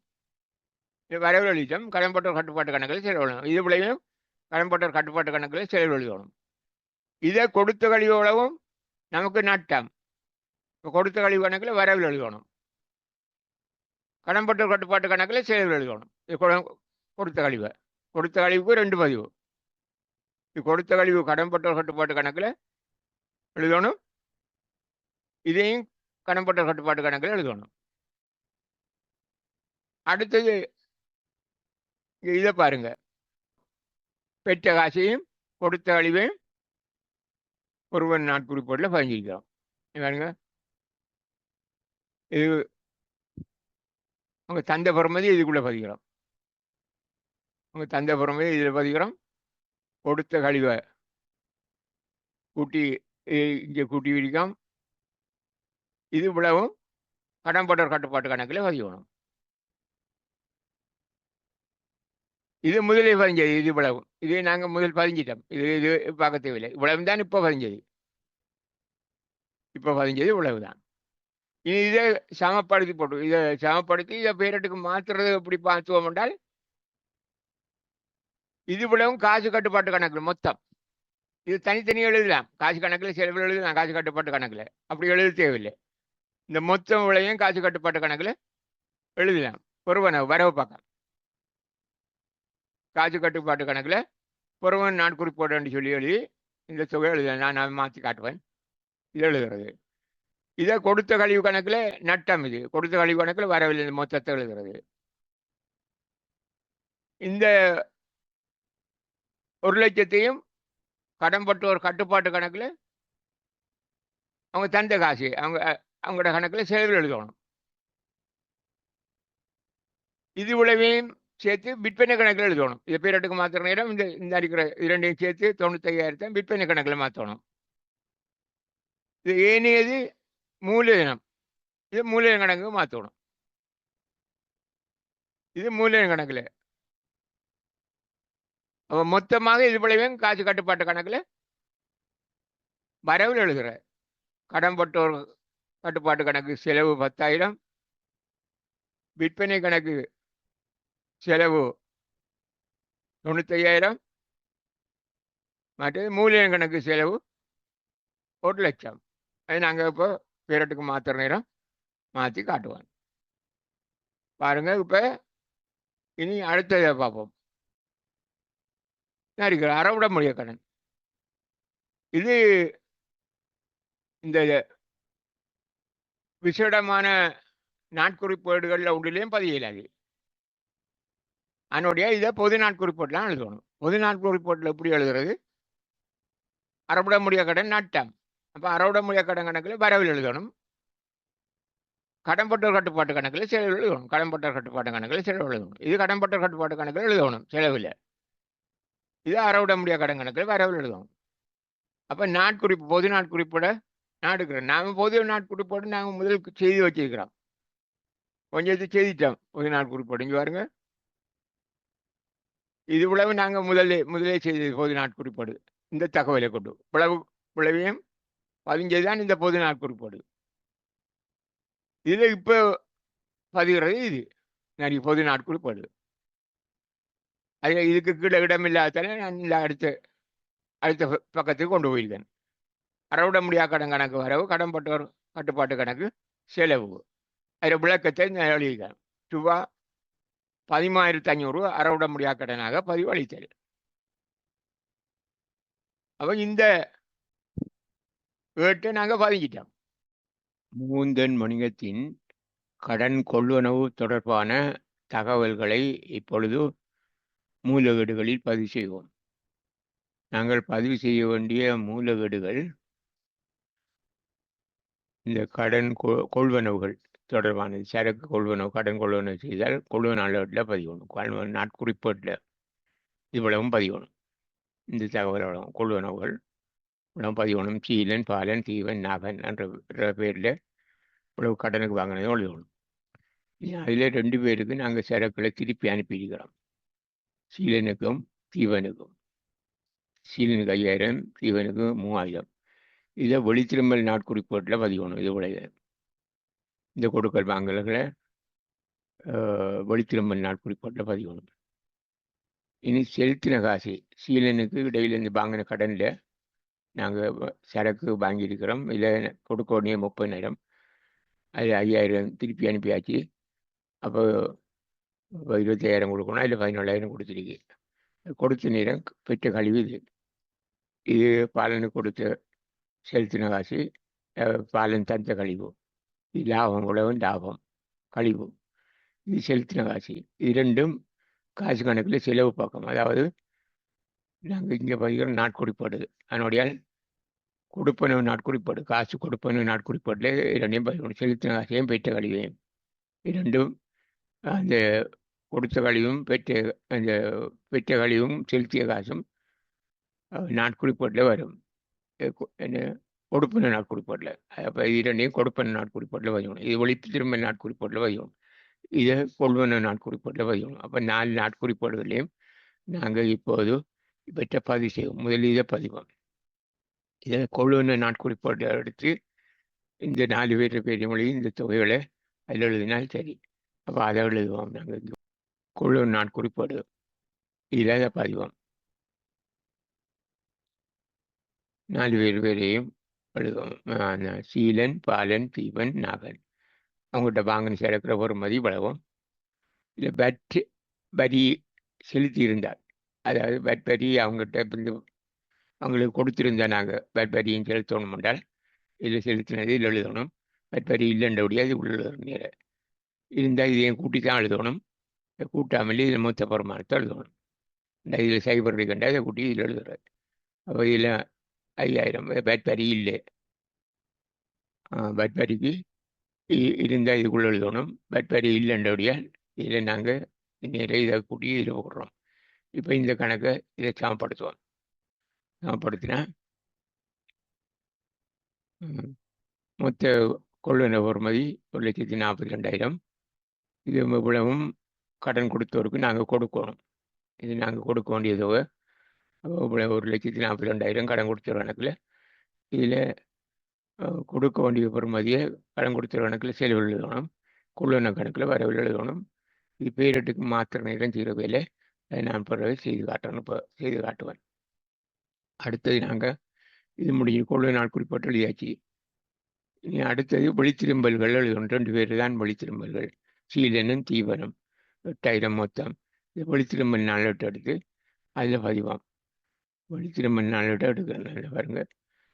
வெளித்திரும்பல் நாளெட்டில் 2 உண்டா பதியலாம். நம்ம 2 தெரிந்தாலும் சீலனும் தீவனும். சீலனுக்கு திருப்பி அனுப்பின சரக்கு நாங்கள் 5,000, தீவனுக்கு திருப்பி அனுப்பின 3,000. 5 3 இதை இந்த கணக்கையும் சமப்படுத்தலாம். பார்ப்போம். சமப்படுத்தினால் இதில் பொது பேரட்டுக்கு மாற்றுற நேரத்தில் இதில் 8,000 மாற்றணும். இல்லை 8,000 மாற்றணும். இது வெளித்திரும்பல் கணக்கில். வெளித்திரும்ப கணக்குண்டா சரக்கு வெளியே போகுது. ஆகவே வெளித்திரும்ப கணக்கு செலவுலேயும் அந்த கடன் கொடுத்த ஒரு கட்டுப்பாட்டு கணக்கில் இதை வரவுலேயும் எழுதணும். இது மாற்றுற நேரம், பொது பேரட்டுக்கு மாற்றுற நேரம், இதை அந்த மாதிரி எழுதணும். இதை வெளித்திரும்பல் கணக்கில் செலவில், இது கடன் கொடுத்த ஒரு கட்டுப்பாட்டு கணக்கில் வரவில் பதியணும். அதை 15 காட்டுவேன். கொள்ளுன குறிப்பிட்டில் இதை கொள்ளுன கணக்கில் வரவிலையும் கடன் கொடுத்த ஒரு கட்டுப்பாட்டு கணக்கில் செலவிலையும் பதியணும். அதையும் இங்கே மாத்திர நேரம் நாம் அதை பார்ப்போம். சரி, இனி அடுத்தது இது செலுத்தின காசும் பெற்ற கழிவும். இது காசு கொடுப்பன நாட்குறிப்போடு அடுத்து இது பலம் இந்த 2 நேரில் இருக்கிறதையும் பதியணும். இது செலுத்தின காசு எழுதணும், இது பெற்ற கழிவு எழுதணும். அப்போ இது காசு கொடுப்பன நாட்குறிப்போட்டால் இது எடுப்போம். காசு கொடுப்பன நாட்குறிப்பாடு இதில் பதிகிறேன் நான் பாருங்க. இதில் முதல் அவர்களுக்கு கொடுத்த காசோடையும் பதிவு பண்ணாங்க. பாலன், சீலன், பாலன், தீவன், நாகன் 4 பேருக்கு தானே அது கொடுத்தது. இதில் பேருக்கு 17,000 கொடுத்தது, இவருக்கு 20,000, இவருக்கு 10,000, இவருக்கு 20,000 கொடுக்குற நேரத்தில் அவங்க சந்தை கழிவு, நாம் பெற்ற கழிவு இதில் இந்த நேரில் எழுதுறது. இது ரெண்டும் வேறு கணக்கினுடைய இதை கூட்டல. கூட்டாமல் இதை பெறுமதியை நம்ம கொடுத்த காசை நேர கடன் கொடுநர் கணக்கில் எழுதணும். இந்த 22,000 நேர கடன் கொடுநர் கணக்கில் எழுதணும். இது பகுப்பாய்வு நிரலுக்குள்ள கூட்டி எழுதுறல, இதை இதுக்குள்ளே எழுதலாம். இந்த கணக்கு வேறையாக போகும். இது கொடுத்த பெற்ற கழிவு கணக்கு இதை கொண்டு பதியணும். இது வேறையாக எழுதணும். இப்போ இதில் இது ரெண்டையும் பதிஞ்சாச்சு. அப்போ இதில் இந்த தகவலை செலுத்தின காசு இந்த 71,000 எழுதிட்டோம். அதே போல் பெற்ற கழிவையும் எழுதிட்டோம். பாருங்க, இதில் 17, 20, 10, 24, 1,70,000, இது 7,100. இதைத்தான் இதில் இந்த நேரில் எழுதணும். இது கடன் கொடுநர் கணக்கில் பகுப்பாய்வு நேரில் இது உலகம் கடன் கொடுத்தவர்களுக்கு இவ்வளவு காசு நாங்கள் கொடுத்துருக்கிறோம். அவை அவരുടെ கணக்கில் இது எழுதணும். இப்போ இதை இனி சமப்படுத்துகிற பிறகு இன்னும் இது வேலை இருக்குது.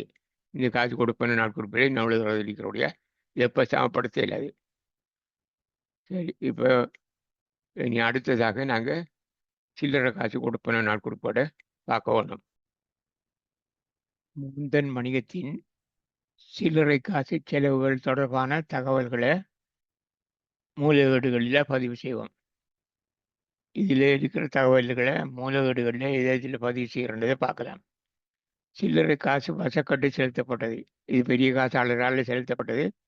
அவை கொடுப்பன நாட்குறிப்பிடலாம் இதை பதியணும். இது சில்லறை காசாளரால் செலுத்தப்பட்டதுகள். இது சில்லறை காசு கொடுப்பன நாட்குறிப்பிடல விளைவும் பதியணும். சில்லறை காசு வசக்கட்டு முன் நிரப்பப்பட்டது. இது செலவழித்த காசு அவளையும் கேட்டு வாங்கியிருக்கிறார் சில்லறை காசாளர், பெரிய காசாளரிடம். இதுவும் காசு கொடுப்பன நாட்குறிப்பீட்டில் தான் பதியணும். அப்போ இது ரெண்டும் காசு கொடுப்பன நாட்குறிப்போட்டில் பதிவானும். சில்லறை காசு வசக்கட்டு செலுத்தப்பட்டதும் சில்லறை காசு வசக்கட்டு மீள் நிரப்பப்பட்டதும் இதை காசு கொடுப்பன நாட்குறிப்போட்டில் பதிவானும். இது இருக்கிற விளைவு செலவுகளும் இது சில்லறை காசு கொடுப்பன நாட்குறிப்போட்டில் பதிவானும். இப்போ நாங்கள் இதை முதல்ல இது ரெண்டையும் பதிவோம். காசு கொடுப்பனவு நாட்குறிப்போட்டில் முதலாவதாக பதிவம் வசக்கட்டு செலுத்தப்பட்டது. செலுத்தின உரிமை 2000. பகுப்பாய்வினர்களுக்கு அதுதான் பகுப்பாய்வினர்களுக்கு 2000 போடணும். இது வேறு இந்த பகுப்பாய்வினர்கள் ஒன்றுக்குள்ளேயும் வராது, ஏனியும் கொடுப்பனக்குள்ளாம் வரும். அடுத்தது வசக்கட்டு மீள் நிரப்பப்பட்டது. 1980. அதுக்கும் அதே மாதிரி வருமதி மீள் நிரப்பின தொகை இதில் இனி கொடுப்பனவுக்குள்ளாம் இதை எழுதணும். இப்போ இதுக்குரிய காசு கொடுப்பன நாட்குறிப்போடுக்குரிய எல்லா தகவலும் வந்தபடியாக அதை கூட்டு சமப்படுத்தும். இவ்வளையும் கூட்டி இதில் போடுறோம். 1,34,980. வீட்டு வழிகளையும் கூட்டினால் 7,100. கடன் கொடுனர் கணக்கில் இருக்கிற தொகை கடன் கொடுத்தோர் கணக்குக்கு போக வேண்டியது, கடன் கொடுத்தோர் கட்டுப்பாட்டு கணக்கு போக வேண்டியது 71,000. மொத்தம் இது கொள்வனவு கணக்குக்கு கொண்டு செல்ல வேண்டியது 45,000. இதை கூட்டி மொத்தம் இது செலவு வாடகை கணக்கில் பதிய வேண்டியது 5,000. இதை இந்த மொத்தத்தை எழுதுறல தனித்தனி இது வங்கி கடன் கணக்கில் எழுதணும். இதை சில்லறை காசு கணக்கில் எழுதணும். சில்லறை காசாட்டில் பதியணும். இது 2 சில்லறை காசாட்டில் பதிகிறது. அப்போ இதை நாங்கள் இனி பேரட்டுக்கு மாத்திர முறைகளை பார்ப்போம். இந்த கொடுப்பன நாட்குறிப்போடு சில்லறை காசீடு. இனி சில்லறை காசாடை பார்ப்போம். சில்லறை காசாடை இந்த தகவலையும் சில்லறை காசாட்டில் கொடுப்பன சில்லறை காசு கொடுப்பன நாட்குறிப்போட்டில் பதிக்கணும். சில்லறை காசு கொடுப்பன நாட்குறிப்போடு எழுதிக்கிறேன். சில்லறை காசு குறிப்போடு ரெண்டுலேயும் கொடுப்பன நாட்குறிப்போடு தான் இது குறிப்போடு. இது சில்லறை காசு கணக்கு இல்லை. காசு கணக்குண்டா இங்கே வரவு பக்கம் இருக்கும், வரவும் செலவும் இருக்கும், பெற்ற காசும் இருக்கும். இது கொடுத்த காசு மட்டும் தான் இருக்கிற பக்கம். இது கொடுப்பன நாட்குறிப்போடு சில்லறை காசு கொடுப்பன நாட்குறிப்போடு. இதில் திகதிகள் எழுதுகிறேன், இதில் கொடுத்த செலவுகள் எழுதுகிறேன், இதில் மொத்த தொகையில் இதுக்குள்ள எழுதுகிறேன். கொடுத்த மொத்த தொகையில் இதுவளையும் பிடிச்சி பகுப்பாய்வினர்களுக்குள்ள எழுதி பாருங்கள். உபசரிப்பு செலவை உபசரிப்பு நேர்களுக்கு போட்டிருக்கு. முத்திரை கடித உரையை அஞ்சல் செலவுகளை போட்டிருக்குது. அடுத்து துப்புரவு செய்தல் தலைப்புகளை போட்டிருக்கு. வாடகை வாகன கட்டணம் போக்குவரத்து செலவுக்குள்ளே போட்டிருக்கு. வாடகை வாகன கட்டணம் போக்குவரத்து செலவுக்குள்ளே போட்டிருக்கு. புவி இது கடன் கொடுத்தவருக்கு அவருக்கு கொடுத்துருக்கு சில்லறை காசு 600. அது இனிய கொடுப்பன நெருளுக்கெல்லாம் வரும். துப்புரவு செய்தல் நெருளுக்குள்ளே வந்திருக்கு. அப்போ பிறகு இதை நாங்கள் கூட்டி இதை மொத்தத்தை கூட்டி பல செலவழிச்சிட்டு பகுப்பாய்வுகளை அதை கூட்டி அதில் போடுறோம். உணவுலையும் கூட்டினால் மொத்தம் 1980 வரும். இந்த பக்கத்திலேருந்து கூட்டாலும் 1980, இந்த பக்கத்தில் கூட்டாலும் 1980. இது இவ்வளவு தான் கொடுப்பன நாட்குறிப்போடு. சில்லறை காசு கொடுப்பன நாட்குறிப்போடு. இப்போ நாங்கள் முதல் பார்த்தது இது காசு கொடுப்பன நாட்குறிப்போடு. இனி நாங்கள் இந்த மூலகேடுகளை பொது பேரட்டுக்கு மாத்திர பதிவுகளை பார்ப்போம். நாம் பதிவு செய்து முடித்துள்ள மூலகேடுகள்: 1 பொது நாட்குறிப்பேடு, 2வது விற்பனை நாட்குறிப்பேடு, இதையும் செய்து முடிக்கிட்டோம். 3 உட்திரும்பல் நாட்குறிப்பேடு, இதையும் இப்போது செய்து நாங்கள். 4வது கொள்வனவு நாட்குறிப்பேடு, 5வது வெளித்திரும்பல் நாட்குறிப்பேடு, இதுவும் செய்த போது. அடுத்தது காசு பெறுவனவு நாட்குறிப்பேடு, அடுத்தது காசு கொடுப்பனவு நாட்குறிப்பேடு. அடுத்தது சில்லறை காசு கொடுப்பனவு நாட்குறிப்பேடு. இத்தனை நாட்குறிப்பேடுகளையும் நாம் இதுவரை செய்துள்ளோம். இனிமேல் வெற்றை பொது பேரட்டுக்கு மாற்றுவோம். பொது நாட்குறிப்பேட்டில் எழுதி கொண்ட கொடுக்கல் வாங்கல்களை பொது பேரட்டுக்கு மாற்றுவோம். தொடக்க பதிவுகளை இப்பொழுது மாற்றுவோம். இது மோட்டார் வண்டி கணக்கில் வரவில்லை, கட்டிட கணக்கில் வரவில்லை, இவ்வளவும் சொத்துக்கள் எவ்வளவும் அந்தந்த கணக்கில் வரவில்லை, பொறுப்புகள் ரெண்டும் அந்தந்த கணக்கில் செலவில், மூலதனம் செலவில். இவ்வளவையும் முதல்ல மாற்றுவோம், ஒவ்வொன்றாக மாற்றுவோம். மோட்டார் வண்டி கணக்கெடுப்போம். மோட்டார் வண்டி 40,000 மீதி, கட்டிட கணக்கு மீதி 50,000, எந்திர கணக்கு மீதி 10,000. கடன்பட்டோர் கணக்கு மீதி, கடன்பட்டோர் கட்டுப்பாட்டு கணக்கு தான் நாங்கள் சொல்கிறோம். கட்டுப்பாட்டு கணக்கில் எழுதணும். கடன்பட்டோர் கட்டுப்பாட்டு கணக்கு வரவில்லை மீதி 5,000, சரக்கு இருப்பு கணக்கில் மீதி 70,000, வங்கி கடன் கணக்கில் மீதி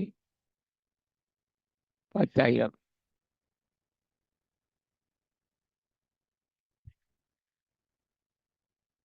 கடன்பட்டோர் கணக்கில் மீதி 5,000, சரக்கு இருப்பு கணக்கில் மீதி 70,000, காசு கட்டுப்பாட்டு கணக்கு அதில் மீதி 10,000. காசு கட்டுப்பாட்டு கணக்கு அழுகிற, காசு கணக்கண்டு எழுதுறல, காசு கட்டுப்பாட்டு கணக்குன்னு எழுதுற. இது மொத்த கணக்கு, காசு கணக்கில் மொத்தமாக எழுதுகிற கணக்கு கட்டுப்பாட்டு கணக்கு. கடன்பட்டோர் கட்டுப்பாட்டு கணக்கு கடன்பட்டோர மொத்த கணக்கு, மொத்த கடன்பட்டோர் கணக்கு. இது மொத்த காசு கணக்கு. இது பதிகிறோம். அடுத்தது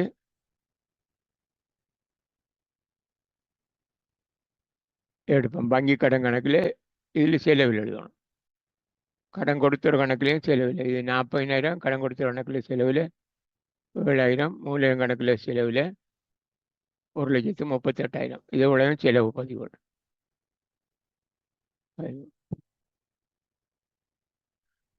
வங்கி கடன் கணக்கில் செலவில் மீதி கீழ் கொண்டு வந்தது 40,000, கடன் கொடுத்த கணக்கில் மீதி, கட்டுப்பாட்டு கணக்கில் மீதி 7,000, மூல கணக்கு மீதி 1,38,000. இது உலகமே மாற்றிட்டோம். தொடக்க பதிவு அளவும் மாற்றியாச்சு. இனி அடுத்தது இந்த நாட்குறிப்புகள் எழுதணும். பொது நாட்குறிப்புகளில் இது இன்னும் பொது நாட்குறிப்பில் இது தொடக்க பதிவு பதிஞ்சிருக்கிறோம். இதில் பதிஞ்சிருக்கிறது ஏனைய மூல வீடுகளில் பதிவு செய்ய முடியாத கொடுக்கல் வாங்கல்கள். தளவாடம் கடனுக்கு வாங்கினது, கடனுக்கு வாங்கி தளவாட கணக்கு வரவு, வேலை கணக்கு செலவு, இது அந்த 2 கணக்குலையும் எழுதணும். இதில் ஒன்று பாருங்கள், இது வேலை கணக்கு, இதில் அடுத்த இதில் சுந்தரம் கணக்கு, அடுத்தது சீனு கணக்கு. இந்த கணக்குகள் பொது பேரட்டில் வரும். இது ஆள் கணக்கு தான், இது வரும். ஏனென்று கேட்டால் இவர்கள் வியாபார கடன் பட்டோர் இல்லை, வியாபார கடன் கொடுத்தோர் எல்லாம் கடன் பட்டோர் கட்டுப்பாட்டு கணக்கெல்லாம் பதிகிறார். கடன் பட்டோர் கட்டுப்பாட்டு கணக்கில் வரும். மொத்த கடன் பட்டோர் கட்டுப்பாட்டு கணக்கு, மொத்த கடன் பட்டோர் கணக்கில் எழுதுகிறார். இது அப்படி எழுதியலாது. இது வியாபார கடன் அல்ல.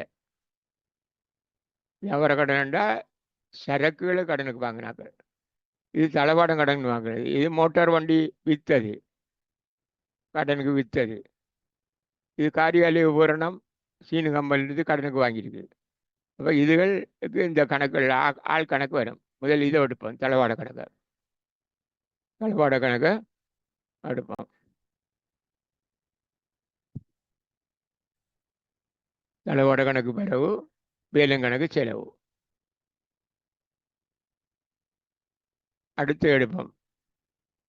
இது சுந்தரனுக்கு கடனுக்கு வித்திருக்கு மோட்டார் வாகனத்தை.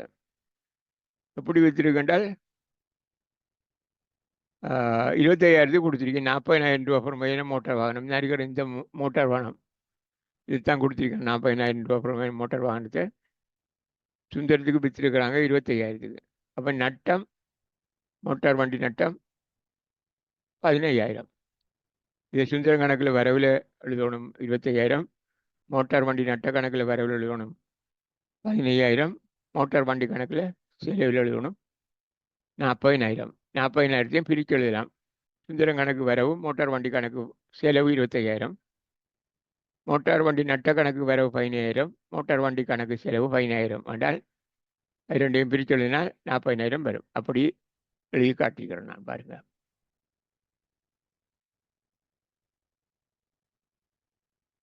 சுந்தரம் கணக்கு வரவு 25,000. மோட்டார் வண்டி நட்ட கணக்கு வரவு 15,000. மோட்டார் வண்டி கணக்கு செலவு 15,000. இது மோட்டார் வண்டி நாங்கள் முதல் பதிஞ்சது. இது ஆரம்பத்திலேருந்து மீதி இப்போ பதிஞ்சிட்டு வந்தேன். அதுதானது. இது மோட்டார் வண்டி இந்த சுந்தரம் 25,000. இந்த 10,000 நடிக்குது. அப்போ அது பேரோடு தொடர்ந்து மோட்டார் வண்டி கணக்கில் உரியதும் மோட்டார் வண்டி கணக்கு ஒரு கணக்கில் எழுதுறது. திருப்பி திருப்பி எழுதுறதுல இது மோட்டார் வண்டி கணக்கில் ஆரம்பத்தில் இருந்த மீதி. இது சுந்தரத்துக்கு காசு கொடுத்த பொறுமதி. அதில் வந்து நட்டம் மோட்டார் வண்டி கணக்கு. அப்போ இதை பதிஞ்சிட்டோம். நீ அடுத்து காரியாலய உபகரண கணக்கு வரவு சீனு கம்பெனி கணக்கு செலவு. இது காரியாலய உபகரணம் கடனுக்கு வாங்கியிருக்கு சீனு கம்பெனியிலேருந்து. அடுத்து இதை பதிவோம்.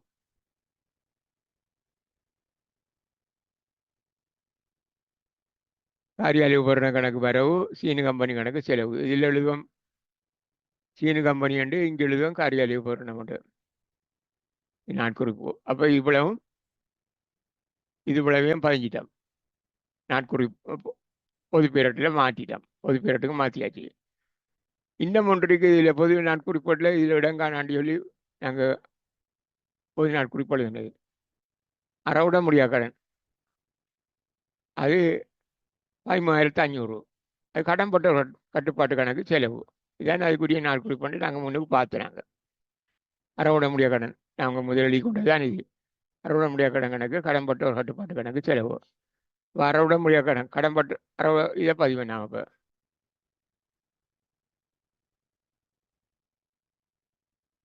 இப்போ அறவிட முடியா கடன் கணக்கில் வரவில் எழுதணும்.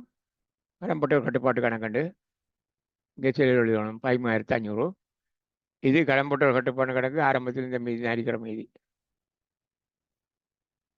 கடன் போட்ட ஒரு கட்டுப்பாட்டு கணக்கு மீதி ஆரம்ப மீதி 5,000 தானே அது. அதாவது எழுதிட்டோம்.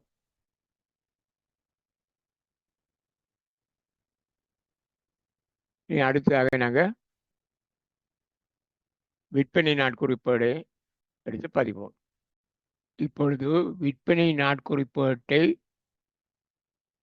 எடுத்து அதில் உள்ளவற்றை பொது பேரட்டுக்கு மாற்றுவோம். விற்பனை நாட்குறிப்போடு இது நாங்கள் முதல் செய்தது.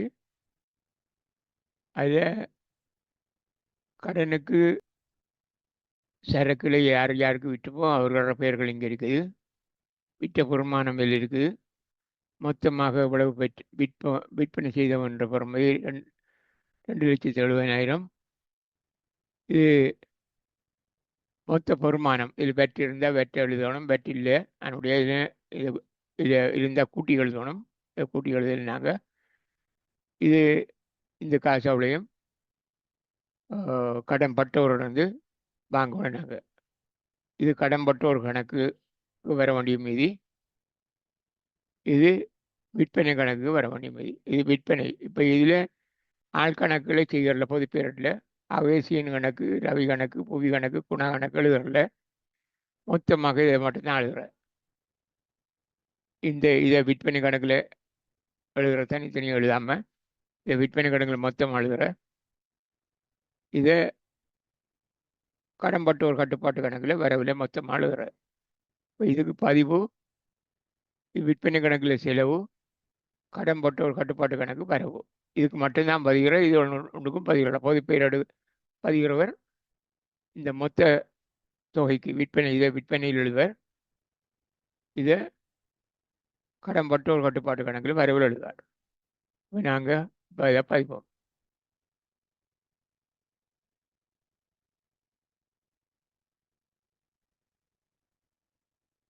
இது ஏற்கனவே இருந்தது கடன்பட்டோர் கட்டுப்பாட்டு கணக்கில். நாங்கள் முதல் 15 மீதி இருந்தது. அறவிட முடியாத கடன் இப்போ நாங்கள் இதுக்கு முதல் செய்தது 15. இப்போ இதில் எழுதணும் கடன்பட்டோர் கட்டுப்பாட்டு கணக்கு விற்பனை கணக்கில் செலவு எழுத. முதல் விற்பனை கணக்கில் செலவில் 2,70,000 கடன்பட்டோர் கட்டுப்பாட்டு கணக்கில் அவங்ககிட்ட இருந்து வசூலிக்கணும், வரவில் எழுதுவோம். உறவுதான் விற்பனை பீரியட்டை இந்த இந்த விற்பனை நாட்குறிப்பை பொது பீரியட்டுக்கு மாத்திர வேலை இவ்வளவுதான். இதை விற்பனை கணக்கில் எழுதணும், இதை கடன்பட்டோர் கட்டுப்பாட்டு கணக்கில் எழுதணும். இதை விற்பனை கணக்கில் செலவிலையும் கடன்பட்டோர் கட்டுப்பாட்டு கணக்கில் வரவிலையும் எழுதணும். நாளைக்கு காட்டுகிறோம். கடன்பட்டோர் கட்டுப்பாட்டு கணக்கில் வரவில், விற்பனை கணக்கில் செலவில். இப்பொழுது உட்திரும்பல் நாட்குறிப்பீட்டை பொது பீரியட்டுக்கு மாற்றுவோம்.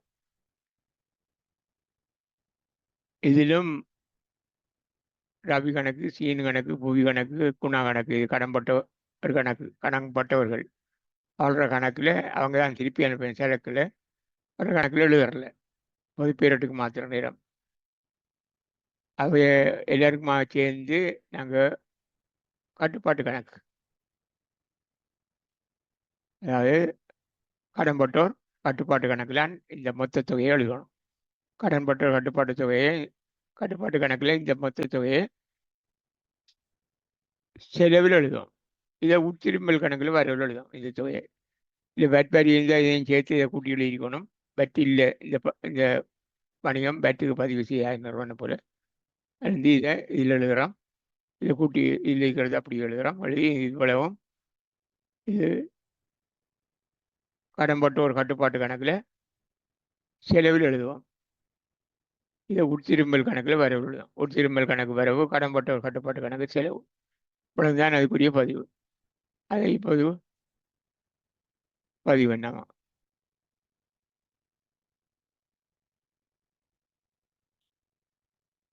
இது கடன்பட்டோர் கட்டுப்பாட்டு கணக்கில் ஏற்கனவே நாம் 15 இருக்கிறது தான். இவ்வளவும் 15 நாங்கள். இப்போ உட்திருப்பத்தை மட்டும் பதிக்கணும். உட்திருப்பம் உட்திருப்ப கணக்கில் வரவில்லை, உட்திருப்ப கணக்கில் வரவில் பதியும். கடன்பட்டோர் கட்டுப்பாடு கணக்கில் செலவில் பதிவோம். 60,000 அந்த தொகை மட்டும்தான் பதிக்கிறோம். அப்போ உட்திருப்ப கணக்குல இது இவ்வளவு தான் பதிவு. இந்த தொகையை உட்திருப்ப கணக்கில் வரவில் எழுதணும். இந்த தொகையை கடன்பட்டோர் கட்டுப்பாட்டு கணக்கில் செலவில் பதிக்கணும். உட்திருப்ப நாட்குறிப்பீட்டில் பொது பீரியட்டுக்கு மாத்திரண்ட இவ்வளவுதான் செய்கிறது. கொள்வனவு நாட்குறிப்பீட்டில் நாம் பதிவு செய்து கொண்ட கொடுக்கல் வாங்கல்களை இப்பொழுது பொது பீரியட்டுக்கு மாற்றுவோம். சீலன், பாலன், தீவன், நாகன் ஆகிய 4 பேரிடமிருந்து சரக்குகளை கொள்வனை செய்திருக்கிறோம். இவங்க தான் கடன் கொடுத்தோர், வழங்கினர். அவர்களிடந்து வாங்கின சரக்கு பொறுமதி 30,000, 50,000, 20,000, 42,000, மொத்தம் 1,42,000. இதில் வரி அரசாங்கத்துக்கு செலுத்த வேண்டியிருந்தால் கடன் கொடுத்தவருக்கு அதையும் சேர்த்து தான் நம்ம கொடுக்கணும். காசை 30,000 கொடுத்து சரி, வட்டியும் சேர்த்து தான் கொடுக்கணும். அப்போ கொடுத்துருந்தால் இதில் எழுதணும். எழுதினால் இதையும் கடன் கொடுத்தவருக்கு கொடுக்குற காசு இரண்டையும் கூட்டி எழுதணும். இப்படி 3ஐயும் கூட்டி எழுதணும். இல்லை இல்லாதபடியால் பேட் வரிக்கு 15,000 ரூபாய் உண்டபடியால் நாங்கள் இதை நேராக இதை இங்கே இதுக்குள்ளே போடுறோம்.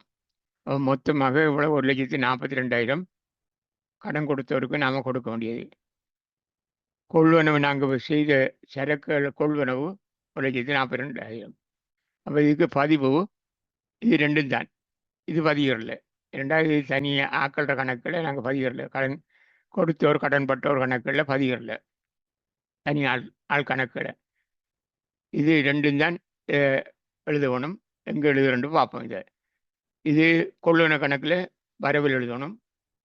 இதை கடன் கொடுத்தோர் கட்டுப்பாட்டு கணக்கில் செலவில் எழுதணும். கடன் கொடுத்தோர் ஒரு பொறுப்பு ஒரு கணக்கில் செலவில் எழுதணும். இதை கொள்ளுன சரக்கு எங்களுக்கு நிறுவனத்துக்குள்ளே வந்திருக்கு. ஆகவே வரவு, கொள்ளுன கணக்கு வரவு, கடன் கொடுத்தோர் கட்டுப்பாட்டு கணக்கு செலவு, இதுக்கு மட்டும்தான் பதிகிற இந்த கொள்ளுன நாட்குறிப்புகளில் இதில் பதிவோம். இது முதல் இருந்த மீதி கடன் கொடுத்தோர் கட்டுப்பாட்டு கணக்கில் மீதி ஆரம்பத்திலிருந்து மீதி தெரியும். அது இப்போ நாம் அதை பதிவோம். இதை கடன் கொடுத்தோர் கட்டுப்பாட்டு கணக்கில் வரவிலையும் கொள்ளுன கணக்கில் வரவிலையும் கடன் கொடுத்தோர் கட்டுப்பாட்டு கணக்கில் செலவிலையும் கொள்வனவு வரவு. கொள்ளுன கணக்கு வரவு 1,42,000, கடன் கொடுத்தோர் கட்டுப்பாட்டு கணக்கில் செலவு 1,42,000. அப்போ இப்போ நாங்கள் கொள்வனவு நாட்குறிப்போட்டை பதிவு செய்தோம். இனி உட்கொள்வனவுன்ற வெளித்திருப்ப நாட்குறிப்போடு இருக்குது. நாங்கள் சரக்குல 2 பேருக்கு திருப்பி அனுப்பிக்கிறோம். சரக்கு சீலனுக்கும் தீவனுக்கும் திருப்பி அனுப்பிக்கிறோம். சீலனுக்கு 5,000 ரூபா பொறுமதியான சரக்கும் தீவனுக்கு 3,000 ரூபா பொறுமதி இல்லாமல் 8,000 ரூபா சரக்கு திருப்பி அனுப்பிக்கிறோம். இல்லை பட் வரி இருந்தால் அதை கணக்கு பார்த்து இதில் போட்டு ரெண்டையும் கூட்டி தான் போடணும். பட் இல்லாதபடியாக அதை போடுறதில்ல. இப்போ இந்த பொறுமதியை மட்டும் இதில் போடுறோம். இல்லை 0.2 வச்சுட்டு இதை கூட்டி இதில் போட்டோம். எல்லாம் 8,000. அப்போ இதுக்கும் பதிவு அதே மாதிரி தான். சீலங்கணக்கு தீவன் கணக்கில் எழுதுறல. நாங்கள் பொதுப்பேரட்டில் செய்கிற நேரத்தில் தனிநபர்கள கணக்கு எழுதுற கட்டுப்பாட்டு கணக்கு தான் செய்கிறது. கடன் கொடுத்த கட்டுப்பாட்டு கணக்கு தான் செய்கிறது. அதுதான் இதை பதிவு செய்யணும். அப்போ இதுக்கு பதிவு வெளித்திருப்ப கணக்கில் செலவில் வரும். வெளித்திருப்பம் சரக்கு வெளியே போயிருக்கு, எங்களை கொடுத்துருக்கோம், திருப்பி அனுப்பியிருக்கிறோம். வெளித்திருப்பு கணக்கு செலவு, கடன் கொடுத்த ஒரு கட்டுப்பாட்டு கணக்கு வரவு அவங்களுக்கு கொடுத்துருக்குறோம். ஆகவே அவங்களோட கணக்கில் வரவில்லை. கடன் கொடுத்த ஒரு கட்டுப்பாட்டு கணக்கில் வரவில்லையும் இதில் வெளித்திருப்ப கணக்கில் செலவில்லையும் அதை இப்போ நாங்கள் பதிவு செய்வோம். இது இப்போ முதல் 15 நாங்கள் கொள்வன நாட்குறிப்பு. இது முதல் ஆரம்பத்தில் இருந்தது. இப்போ இதில் வெளித்திருப்ப கணக்கில் செலவில் பதிவணும். அப்போ செலவில் பதிகிறோம். வெளித்திருப்ப கணக்கில் வெளித்திருப்பத்தை 8,000 செலவில் பதிகிறோம். கடன் கொடுத்த ஒரு கட்டுப்பாட்டு கணக்கில் அதை வரவில் எழுதணும். இப்போ கடன் கொடுத்த ஒரு கட்டுப்பாட்டு கணக்கில் வரவில் பதிகிறோம். காசு பொறுவனவு நாட்குறிப்போட்டை பொதுப்பேரட்டுக்கும் மாற்றுவோம். காசு பொறுவனவு நாட்குறிப்போட்டில் இதில் கிடைச்ச காசுகள்,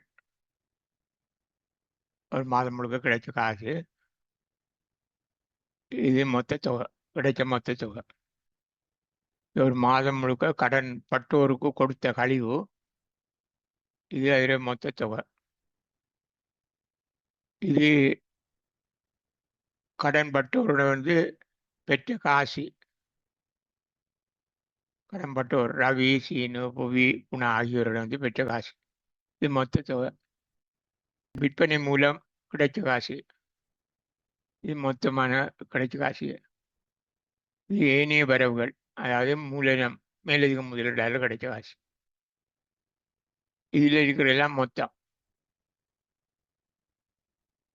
இது காசு நிரல்ல மொத்தம், இது கழிவு நிரல்ல மொத்தம். இது இந்த காசு நிரல்ல இருக்கிற மொத்தத்துக்குரிய பகுப்பாய்வு தான் இது மூண்டும்.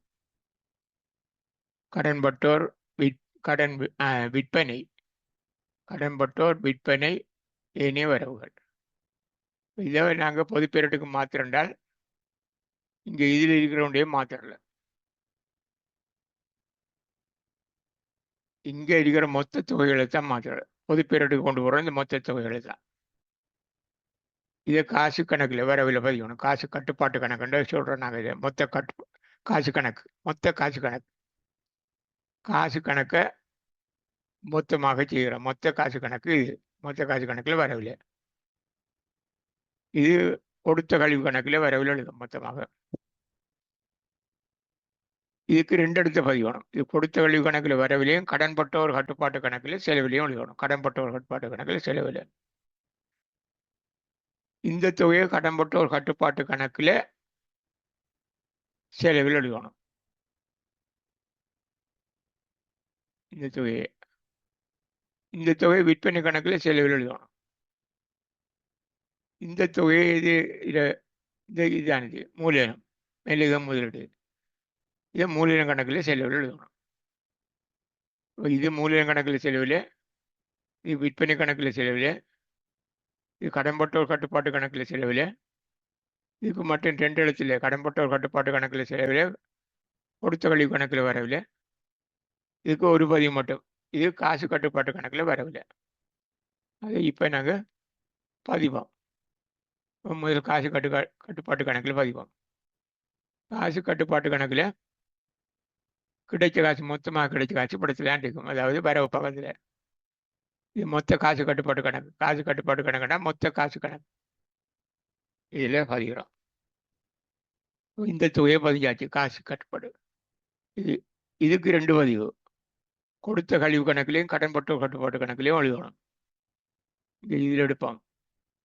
கொடுத்த கழிவு கணக்கில் வரவில்லை, நட்டம்.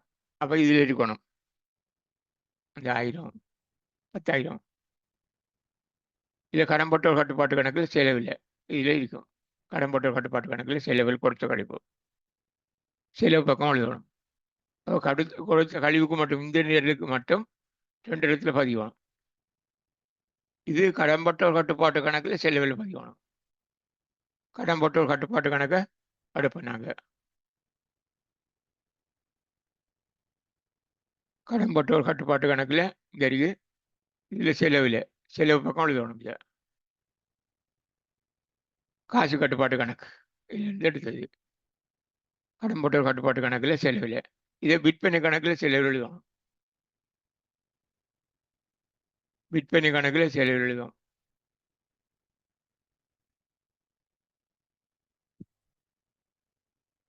அது விற்பனை கணக்கில் செலவில் எழுதிக்கும். இது மூலதன கணக்கில், இந்த தொகையை மூலதன கணக்கில் செலவில் எழுதணும்.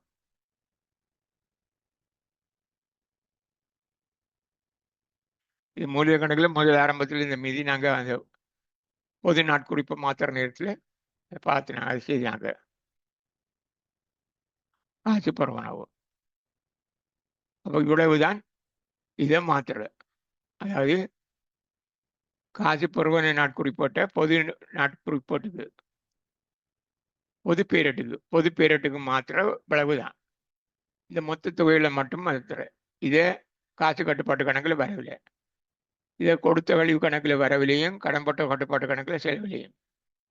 இதை கடன்பட்டோர் கட்டுப்பாட்டு கணக்கில் செலவில், இதை விற்பனை கணக்கில் செலவில், இது மூலதன கணக்கில் செலவில், இது மூலதன கணக்கில் செலவில். பதிஞ்சால் காசு பருவன நாட்குறிப்போட்ட பொது பேரட்டுக்கு மாற்றியாச்சு. காசு கொடுப்பனவு நாட்குறிப்பேட்டை பொது பேரட்டுக்கு மாற்றுவோம். இங்கே காசு கொடுப்பனவு நாட்குறிப்பேட்டில் இருக்கிற பருமதிகள் ஒரு மாதத்தில் கொடுக்கப்பட்ட காசும் காசோலிகளுமான பிரமதிகள். மொத்தமாக இது 1,34,950. இதில் பகுப்பாய்வு நிரல் தான் இங்கே இருக்கிறது. கடன் கொடுனர் இவ்வளவு கொடுத்திருக்கிறோம். கொள்வனவு சரக்குகளை காசுக்கு வாங்கினது, அதுக்கு 45,000 கொடுத்திருக்கோம். காசும் காசோலியமாக கொடுத்திருக்கோம். இது வாடகை கொடுத்தது, இது செலவு கொடுப்பனவு. ஏனி கொடுப்பனவுகள் அதில் 3 கொடுப்பனவு. வங்கி கடன் ஒரு பகுதி செலுத்திருக்கு. சில்லறை காசாளருக்கு பஸ்ஸை கட்டு ஆரம்பத்தில் கொடுக்கறது, இது அவர் செலவழித்த காசு மீண்டு நிரப்புறது, மீள் நிரப்பல், அது கொடுத்துருக்கு. மொத்தமாக இவ்வளவு கொடுத்துருக்கு. இந்த 4ம் இந்த கொடுப்பனவுல பாகுபாடு. இதை காசு கணக்கில், காசு கொடுப்பனவு கணக்கில், காசு கட்டுப்பாட்டு கணக்குன்னு சொல்கிறது, மொத்த காசு கணக்கு. அதில் இதை செலவில் எழுதணும். இதை கடன் கொடுத்த ஒரு கட்டுப்பாட்டு கணக்கில் வரவில்லை, இதை கொள்வன கணக்கில் வரவில்லை, இதை செலவுகள் வாடகை கணக்கில் வரவில்லை, இது இவ்வளவையும் வங்கி கடன் கணக்கில் இதை வரவில்லை, சில்லறை காசு கணக்கில் இது ரெண்டையும் வரவில்லை பதிஞ்சால் வரவோ பதிவும் செலவு பதிவும் சமன். பொது பேரட்டுக்கு மாத்திரம் அவ்வளவுதான். ஆனால் இதுக்கு மட்டும் பெற்ற கழிவுக்கு மட்டும் 2 பதிவு வரும். ஒன்று பெற்ற கழிவு கணக்கில் செலவில், கடன் கொடுத்தோர் கட்டுப்பாட்டு கணக்கில் வரவில் பதியணும். கடன் கொடுத்தோர் கட்டுப்பாட்டு கணக்கில் வரவிலையும் பெற்ற கழிவு கணக்கில் செலவிலையும் பதியணும். இதை பதிகிற முறையை நான் இங்கே காட்டுறேன். முதல்ல காசு கொடுப்பன நாட்குறிப்போடு எடுப்போம். காசு கட்டுப்பாட்டு கணக்கு, இது மொத்த காசு கணக்கு. அதுதான் காசு கட்டுப்பாட்டு கணக்குன்னு சொல்கிறது. மொத்தமாக காசு கணக்கு செய்கிறோம். இது மீதி ஆரம்பத்திலிருந்து மீதி, இது மொத்தமாக காசு பொறுவனவு நாட்குறிப்போட்டிலிருந்து வந்தது. இது கொடுத்த காசு இதில் பதிகிறோம். மொத்த காசு கொடுப்பனவு, மொத்த காசு கொடுப்பனவு தான் இது இவ்வளவும். 1,34,950. இனி அடுத்து பெற்ற கழிவு எழுதணும். பெற்ற கழிவு லாபம். அப்போ பெற்ற கழிவு கணக்கில் செலவில் எழுதணும். பெற்ற கழிவு கணக்கில் செலவில் எழுதணும். இதுக்கு 2 பதிவு பெற்ற கழிவுக்கு. ஒன்று கடன் கொடுத்த கட்டுப்பாட்டு கணக்கில் வரவில் எழுதணும், பெற்ற கழிவு கணக்கில் செலவில் எழுதணும். இதுக்கு 2 பதிவு.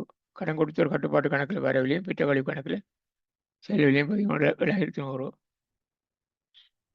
பெற்ற கழிவு கணக்கில் செலவில், கடன் கொடுத்தோர் கட்டுப்பாட்டு கணக்கில் வரவில் பதிவு 71,000.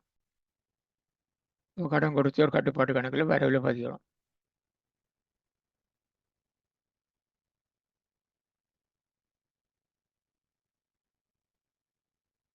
இதை கடன் கொடுத்தோர் கட்டுப்பாட்டு கணக்கில் வரவில் பதிகிறோம். பெற்ற கழிவு கணக்கையும் பெற்ற கழிவையும் கடன் கொடுத்தோர் கட்டுப்பாட்டு கணக்கில் வரவில் எழுதணும்.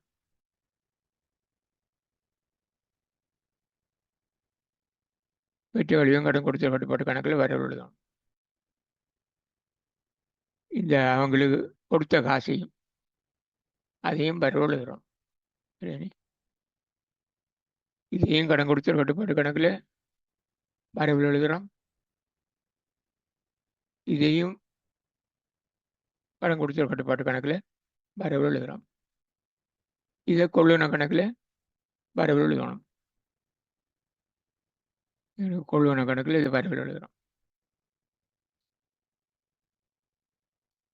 கொள்ளுன கணக்கில் காசு கொடுப்பனவு, காசுக்கும் காசு அளிக்கும் வாங்குறது வரவில் எழுதுகிறோம். இதை செலவு கணக்கு, வாடகை கணக்கில் வரவில் எழுதணும். வாடகை கணக்கில் இதை வரவில் எழுதுகிறோம். வாடகை கணக்கில் வரவில் எழுதுகிறோம். இதை 2 கணக்கில் எழுதணும். இதை வங்கி கடன் கணக்கில் வரவில் எழுதணும். இந்த சில்லறை காசு கணக்கில் வரவில்லை. இது 2ஐயும் எழுதணும். பசக்கட்டையும் முன்னிறப்பிலையும். இந்த தொகை எழுதுறதுக்கு பதிலாக இது 3ஐயும் எழுதுற. அப்போ இதை வங்கி கடன் கணக்கு எடுப்போம். முதல் வங்கி கடன் கணக்கில் வரவில் எழுதுவோம். காசு கொடுப்பனவு, வங்கி கடன் கணக்கில் வரவு, மற்றது சில்லறை காசு கணக்கில் 2ஐயும் வரவில் எழுதணும். பசக்கட்டையும் முன்னிறப்பிலையும். கட்டு நிதி பசக்கட்டு, இது முன்னிறப்பல், இவ்வளவு எழுதணும். அப்போ இது இவ்வளவு தான் இந்த காசு கொடுப்பன நாட்குறிப்போட பொதுப்பேரட்டுக்கு மாத்திர பதிவுகள். சில்லறை காசு கொடுப்பன நாட்குறிப்பீட்டை பொதுப்பேரட்டுக்கு மாற்றுவோம். சில்லறை காசுகளிலேயும் இந்த மொத்த தொகைகளுக்கு மட்டும்தான் பதிவு செய்கிறது. பொதுப்பேரட்டுக்கு மாற்றுறது மொத்தத்தை மட்டும்தான். இந்த மேலுள்ள விவரங்களை மாற்றல. பொதுப்பேரட்டுக்கு மாத்திர தகவல்கள் இவைதான். இது சில்லறை காசு கணக்கில் செலவில் பதியணும். இந்த தொகையை சில்லறை காசு கொடுப்பனவு உடையால் கொடுத்த காசு செலவில் எழுதுகிறார். சில்லறை காசு கொடுப்பனவு கணக்கில், சில்லறை காசு கணக்கில் செலவில் எழுதுகிறது. இது ஒவ்வொன்றையும் அந்தந்த கணக்கில் வரவில் எழுதுகிறார். இதை உபசரிப்பு கணக்கில் வரவில் எழுதணும். இது அஞ்சல் செலவு கணக்கில் வரவில் எழுதணும். இதை போக்குவரத்து செலவு கணக்கில் வரவில் எழுதணும். இதை துப்புரவு செய்தல் கணக்கில் வரவில் எழுதணும். இது புவி கடன் கொடுத்தவருக்கு கொடுத்தது 600 காசு. இது பேரட்டு கணக்கு. புவி கணக்கில் எழுதணும். புவி கணக்கு என்றால் கடன் கொடுத்தவர் புவிக்கு கொடுத்தது. புவி என்றால் கடன் பட்டோர் அல்ல, கடன் கொடுத்தோர். கடன் கொடுத்தவருக்கு கொடுத்துருக்கு காசு. இந்த 600 காசு அவருக்கு கொடுத்துருக்கு. இப்போ கடன் கொடுத்தவர் கணக்கில் இதை எழுதணும். அப்போ இதுக்கு பதிவு மொத்தத்துக்கு சில்லறை காசு கணக்கில் செலவில். இது விளக்கும் பதிவு அந்தந்த கணக்கில் வரவில்லை. இது உபசரிப்பு கணக்கில் வரவில் எழுதணும். இது அஞ்சல் செலவு கணக்கில் வரவில் எழுதணும். இந்த போக்குவரத்து செலவு கணக்கில் வரவில் எழுதணும். இதை துப்புரவு செய்தல் கணக்கில் வரவில் எழுதணும். இது கடன் கொடுநர் கணக்கில் வரவில் எழுதணும். கடன் கொடுத்தோர் கணக்கு வரவில் எழுதணும். அப்போ அது அவ்வளோயும் நாங்கள் இப்போ செய்வோம். முதல்ல சில்லறை காசு கணக்கு எடுப்போம். சில்லறை காசு கணக்கில் இது முதல் பதிஞ்சிருந்தது. இப்போ சில்லறை காசு கணக்கில் கொடுத்த காசு சில்லறை காசு கணக்கில் செலவுலான் இருக்கும். சில்லறை காசாளருக்கு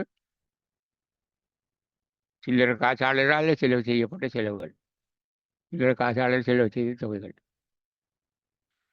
சில்லறை காசு கொடுப்பனவு கணக்கு 1980.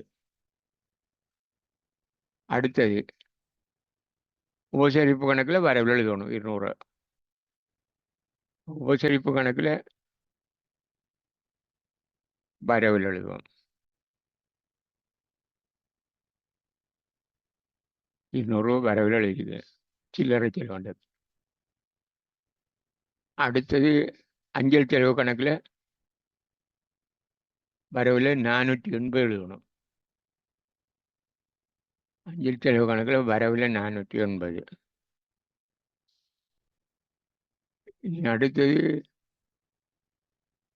போக்குவரத்து செலவு கணக்கில் வரவில் 250 எழுதணும். போக்குவரத்து செலவு கணக்கில் வரவில் 250 எழுதுவோம்.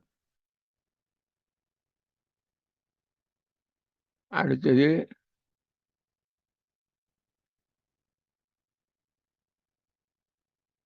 துப்புரவு செய்தல் கணக்கில் வரவில் 450 எழுதுவோம். துப்புரவு செய்தல் கணக்கில் வரவில் 450.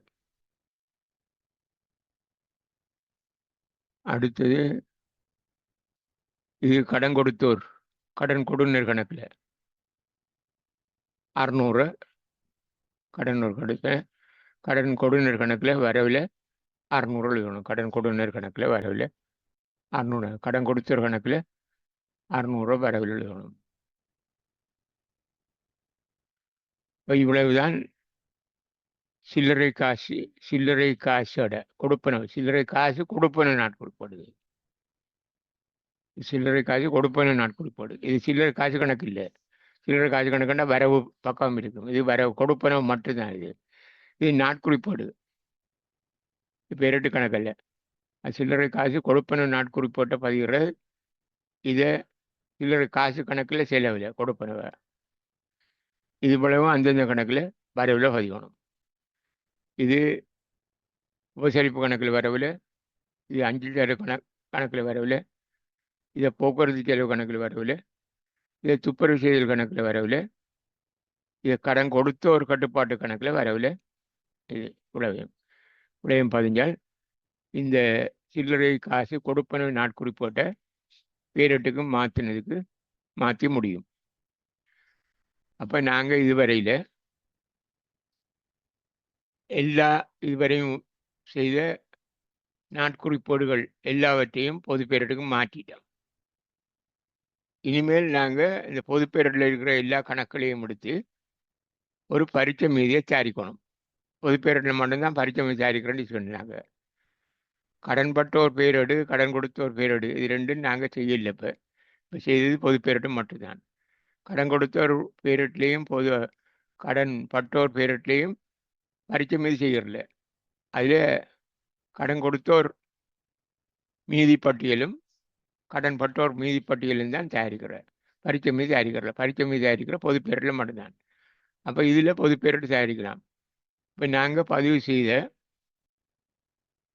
பொது பேரில் பதிவு செய்த பேரிட்டு கணக்குகள் அத்தனையும் எடுத்து அதில் இருக்கிற மீதிகளை கொண்டு பரீட்சை மீதியை தயாரிப்போம். பரீட்சை மீதி ஒன்றை தயாரித்தால் அந்த பரீட்சை மீதி சமனாக வரணும்.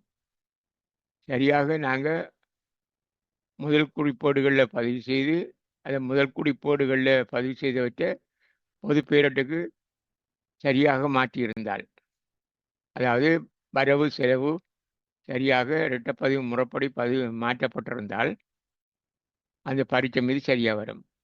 அதை நாங்கள் இனி செய்து பார்ப்போம். பரீட்சை மீதியை செய்து பார்ப்போம். நாம் இதுவரை தரப்பட்ட ஒரு மாதத்துக்கான கொடுக்கல் வாங்கல்களை மூலவீடுகளில் பதிவு செய்தோம். பின்னர் அந்த ஒவ்வொரு மூலவீட்டையும் பொது பேரோட்டுக்கு மாற்றினோம். அந்த பொது பேரோட்டில் மாற்றிய அந்த பொது பேரோட்டு கணக்குகளை இங்கே ஒரு புத்தகமாக கோவைப்படுத்தி இருக்கிறேன். நாம் இதுவரை செய்த கணக்குகள் தான் இவற்றை நான் இந்த கணக்கில் சமப்படுத்தலை, ஆனால் மீதியை கண்டெழுதியிருக்கிறேன். இதில் மீதி இதே மீதி தான், வரவு பக்கத்து மீதி, கட்டிட கணக்கு மீதி. இது இயந்திர கணக்கு, வரவு பக்கத்து மீதி. கடன்பட்டோர் கட்டுப்பாட்டு கணக்கில் சமப்படுத்தணும். இதை சமப்படுத்தலை, நான் மீதியை கண்டிருக்கிறேன். இதை கூட்டி இது வளையம் கூட்டி கழித்து மீதியை கண்டிருக்கிறோம். இது மீதி கீழ்கொண்டு சென்றது என்றால் இருக்கிறோம். அப்போ இது மீதி வரவு மீதி தான். மீதி கீழ்கொண்டு வந்தேன்னு எழுதணும் நாங்கள். இது வரவு மீதி. இது கட்டட கணக்கு மீதி வரவு, இயந்திர கணக்கு மீதி வரவு, கடன்பட்டோர் கட்டுப்பாட்டு கணக்கு மீதி வரவு. கட்டுப்பாட்டு கணக்குண்டா மொத்த கடன்பட்டோர் கணக்கு. கட்டுப்பாட்டு கணக்கு நாங்கள் 3 செய்கிறோம் சொன்னோம். இதில் ஒன்று காசு கட்டுப்பாட்டு கணக்கு, கடன்பட்டோர் கட்டுப்பாட்டு கணக்கு, கடன் கொடுத்த கட்டுப்பாட்டு கணக்கு. இது பொது பேரில் செய்கிறது. ஆள்சார் கணக்குகளுக்கு பதிலாக, ஆள்சார் கணக்குன்றது தனிநபர்கள கணக்கு, அது கடன்பட்டவர்களும் கடன் கொடுத்தவர்களும் மட்டும்தான். மற்ற ஏனைய கடன்பட்டவர்கள் கடன் கொடுத்தவர் கணக்குகள் இதில் வரும். இதில் கடன்பட்டவர்களுக்கும் கடன் கொடுத்தவர்களுக்கும் அந்த தனி நபர்களுக்கு வேறு புத்தகம் இருக்குது. ஒவ்வொன்றுக்கும் வேறு புத்தகம். இது இந்த புத்தகத்தில் மொத்த கடன்பட்டோர் கணக்கு தான் இருக்கும், மொத்த கடன் கொடுத்தவர் கணக்கு இருக்கும். இது மொத்த கடன்பட்டோர் கட்டுப்பாட்டு கணக்கு. இது நாங்கள் இவ்வளவு நேரம் மாற்றினது. அதில் மீதி நான் கண்டிருக்கிறோம். இது வரவும் மீதி. அப்போ இதை பரீட்சை மீதியில் நாங்கள் மாற்றுவோம். பரீட்சை மீதிக்கு காட்டுறோம் பாருங்கள். கட்டிட கணக்கு மீதி 50,000, இயந்திர கணக்கு மீதி 10,000, மொத்த கடன்பட்டோர் மீதி 86,500. அப்போ அதை இவ்வளவே நாங்கள் அதில் பதிஞ்சிட்டோம். இனி அடுத்த பக்கத்தை எடுக்கிறோம். அடுத்த பக்கத்தில் சரக்கிருப்பு கணக்கு, காசு கட்டுப்பாட்டு கணக்கு, கடன் கொடுத்தோர் கட்டுப்பாட்டு கணக்கு, இவ்வளோ கணக்கும் இருக்குது. இதில் மீதி சரக்கிருப்பு கணக்கு மீதி வரவில் இருக்குது 70,000. காசு கட்டுப்பாட்டு கணக்கு மீதி கீழ்கொண்டு சென்ற இதை கூட்டி இதை கழித்து மிச்சம் மீதி கீழ்கொண்டு சென்றது. இந்த இதில் காசு கட்டுப்பாட்டு கணக்கு மீதி 1,70,70,20. அப்போ இது சென்றேன்டா இங்கே வந்தது தான் வரவு. அப்போ காசு கட்டுப்பாட்டு கணக்கு மீதி வரவு. இது மொத்த காசு கணக்கு வரவு மீதி தான். இதுவும் வரவு மீதி. இதில் கடன் கொடுத்தோர் கட்டுப்பாட்டு கணக்கு, இது கடன் கொடுத்தோர் கட்டுப்பாட்டு கணக்கு, இது மொத்த கடன் கொடுத்தோர் கட்டுப்பாட்டு கணக்கு.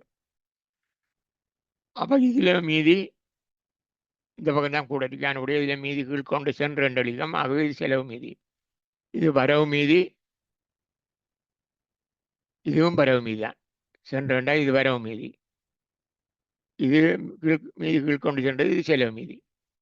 கடன் கொடுத்தோர் கட்டுப்பாட்டு கணக்கு மீதி செலவு, காசு கட்டுப்பாட்டு கணக்கு மீதி வரவு, சரக்கு இருப்பு கணக்கு மீதி வரவு. அப்போ இந்த 70,000 இந்த 1,70,020 இந்த 62,300 பதிகோணம் இதில் நாங்கள் பறிச்ச மீதில் பதிஞ்சிருக்கிறோம் பாருங்கள். சரக்கிருப்பு கணக்கு சரக்கிருப்பு கணக்கு மீதி 70,000. காசு கட்டுப்பாட்டு கணக்கு மீதி 1,70,020. கடன் கொடுத்தோர் கட்டுப்பாட்டு கணக்கு மீதி 62,300. அப்போ இந்த கடன் கொடுத்தோர் கட்டுப்பாட்டு கணக்கு வரையும் வாங்கிட்டோம். இனி அடுத்த பக்கத்தை எடுப்போம். இந்த கணக்கில் புத்தகத்தில் அடுத்த பக்கம்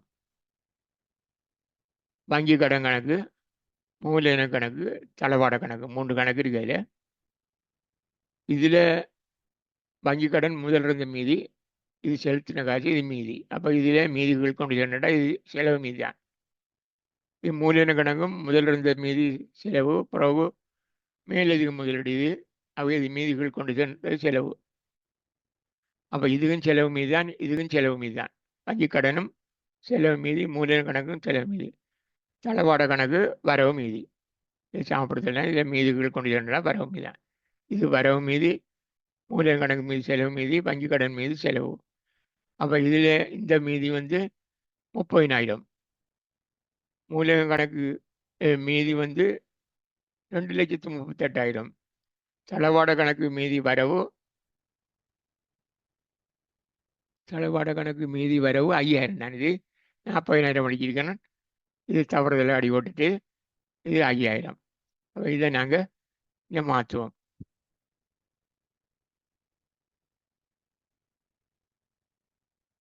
பாருங்க, மூலதன கணக்கு மீதி 2,38,000. தளவாட கணக்கு மீதி 5,000. வங்கி கடன் மீதி 30,000. இனி அடுத்த பக்கத்தை எடுக்கிறேன் நான். இல்லை, அடுத்த பக்கம் வேலன் கணக்கு, சுந்தரம் கணக்கு, மோட்டார் வண்டி விற்பனை நட்ட கணக்கு. இதில் மீதி செலவு மீதி. இந்த பாருங்க, இதை சாமப்படுத்தல இதில் மீதிகள் கொண்டு சென்றா செலவு தான். இது வரவு மீதி. இது சுந்தரம் கணக்கில் வரவு மீதி, சுந்தரம் தரவணும். இது மோட்டார் வண்டி விற்பனை நட்டம், இது 15,000. இதுவும் வரவு மீதி. நட்டம் வரவு மீதி, சுந்தரம் வரவு மீதி, தளவாடமும் வரவு மீதி. இது மூன்றும் வரவு மீதி. வேலன், சுந்தரம், மோட்டார் வண்டி எடுக்கிறாங்க. சுந்தரம்,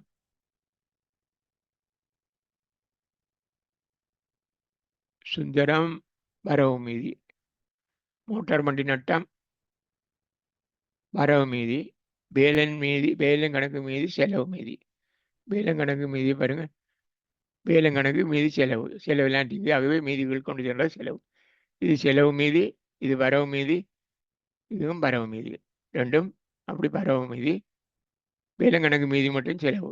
பாருங்க, வேலன் கணக்கு மீதி செலவு 5,000. சுந்தரம் கணக்கு மீதி வரவு 25,000. மோட்டார் வண்டி நட்டம் 15,000. வரவு மீதி. அடுத்த பக்கத்தை எடுக்கிறோம். புத்தகத்தில் அடுத்த பக்கத்தை எடுக்கிறேன். இல்லை, வாடகை கணக்கு மீதி, மீதிகள் கொண்டு சென்றது வரவு மீதி. காரியாலய உபகரண கணக்கு மீதி வரவு. பாருங்க, இது சீனு கம்பெனி கணக்கு மீதி. சீனு கம்பெனி கணக்கு மீதி செலவு, அவருக்கு கொடுக்கணும். இது மீதி, இது செலவு மீதி. மீதிகள் கொண்டு சென்ற வர பக்கத்திற்கு செலவு மீதி.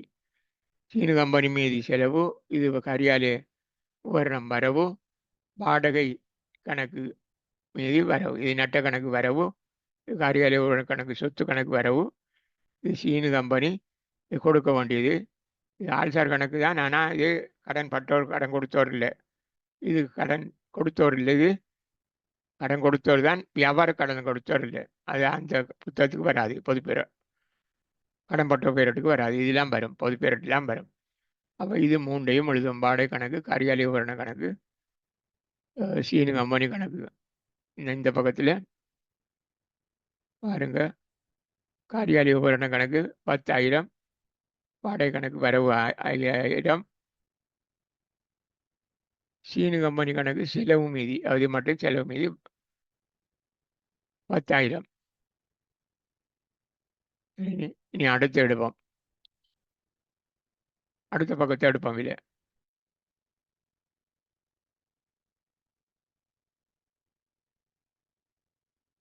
அறவிட முடியாத கடன் கணக்கு, இது நட்டம். அறவிட முடியாத கடன் கணக்கு, இது மீதி கொண்டு சென்ற இது வரவு மீதி 15,500. விற்பனை கணக்கில் மீதி செலவு இதை மட்டும் சமப்படுத்தி காட்டிக்கிறோம் பாருங்க. இதில் காசு காசு விற்பனை காசு விற்பனை 95,000, கடன் விற்பனை 2,70,000, மொத்த விற்பனை 3,65,000. இதை கூட்டி இதை மீதி கீழ் கொண்டு சென்றதுன்றது இங்கே மீதி கொண்டு வந்து அந்த விற்பனை கணக்கு மீதி செலவு, இது செலவு, கொடுத்த கழிவு கணக்கு மீதி வரவு. அப்போ இதுவும் அறவிட முடிய கடன் கணக்கு மீதியும் வரவு, கொடுத்த கழிவு கணக்கு மீதியும் வரவு, விற்பனை கணக்கு மீதி செலவு. அப்போ இதை முண்டையும் பதிவாம் அங்கே காட்டுறேன். அறவிட முடிய கடன் கணக்கு மீதி வரவு, விற்பனை கணக்கு மீதி 3,65,000 செலவு, கொடுத்த கழிவு 10,000 வரவு. இது முண்டையும் பதிட்டோம். இனி அடுத்த பக்கத்தை எடுப்போம். பேரட்டில்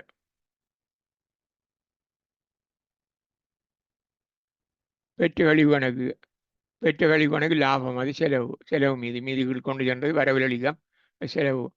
உட்பிருப்ப கணக்கு மீதி உட்திருப்பம் வரவு, இங்கே மீதிகள் கொண்டு சென்று செலவில் அளிக்கம்.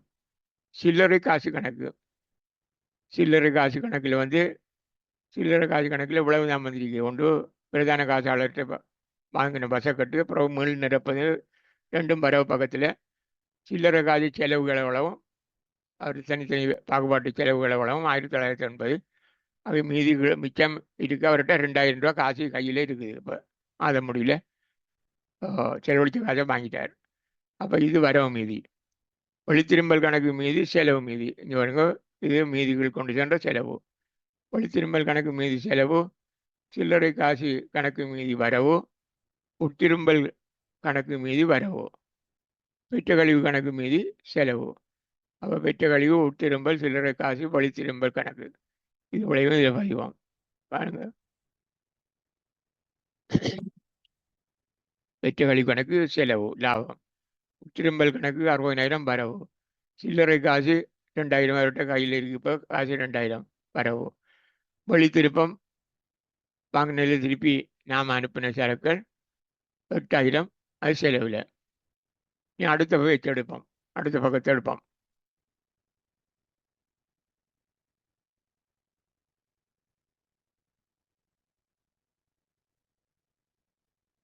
உபசரிப்பு கணக்கும் அஞ்சல் செலவும் போக்குவரத்து செலவும் இதில் இந்த சில்லர் காசோட்டிலிருந்து நாங்கள் மாற்றினது. இதில் இது வரவு மீதியும், இது அஞ்சல் செலவும் வரவு மீதி, போக்குவரத்து செலவும் வரவு மீதி. இது வரவு மீதி, இதில் 200, இதில் 480, 250. உபசரிப்பு, அஞ்சல், போக்குவரத்து. உபசரிப்பு செலவு வரவு 200, அஞ்சல் செலவு வரவு 480, போக்குவரத்து செலவு வரவு 250. நீ அடுத்த பக்கத்தை எடுப்போம்.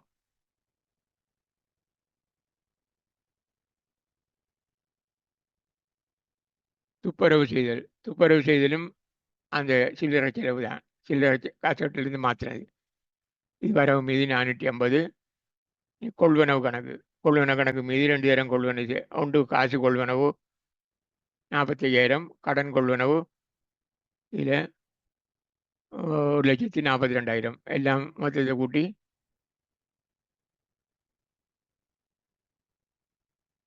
1,87,000, 1,87,000 இது வரவு மீதி.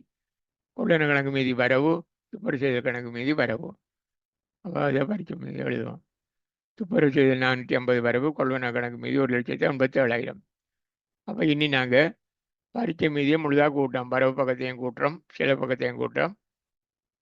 7,00,000 இதில் 20,000 வந்து 25,000. இது கூட்டினா சரி வரும்.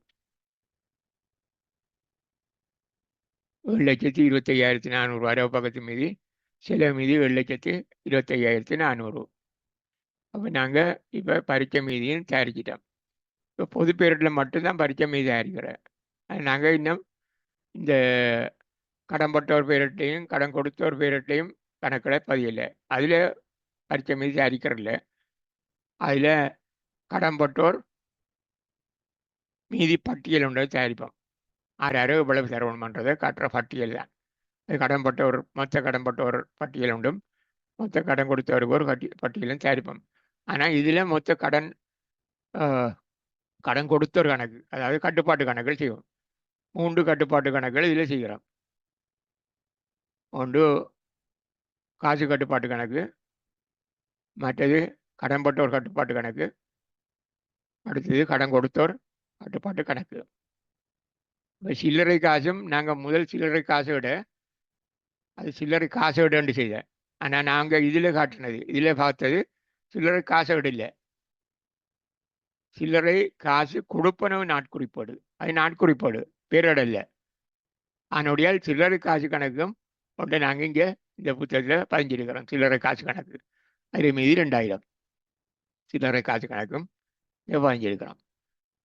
அப்போ சில்லறை காசு கணக்கு ஒரு கணக்கு இருக்குது, காசு கணக்கு அது காசு கட்டுப்பாட்டு கணக்கு செய்திருக்கிறோம், கடன் பட்டோருக்கு ஒரு கணக்கு செய்திருக்கிறோம், கடன் பட்டோர் கட்டுப்பாட்டு கணக்கு செய்திருக்கிறோம், கடன் கொடுத்தோருக்கு ஒரு கணக்கு செய்திருக்கிறோம், கடன் கொடுத்தோர் கட்டுப்பாட்டு கணக்கு. இது மொத்த கணக்குகள்.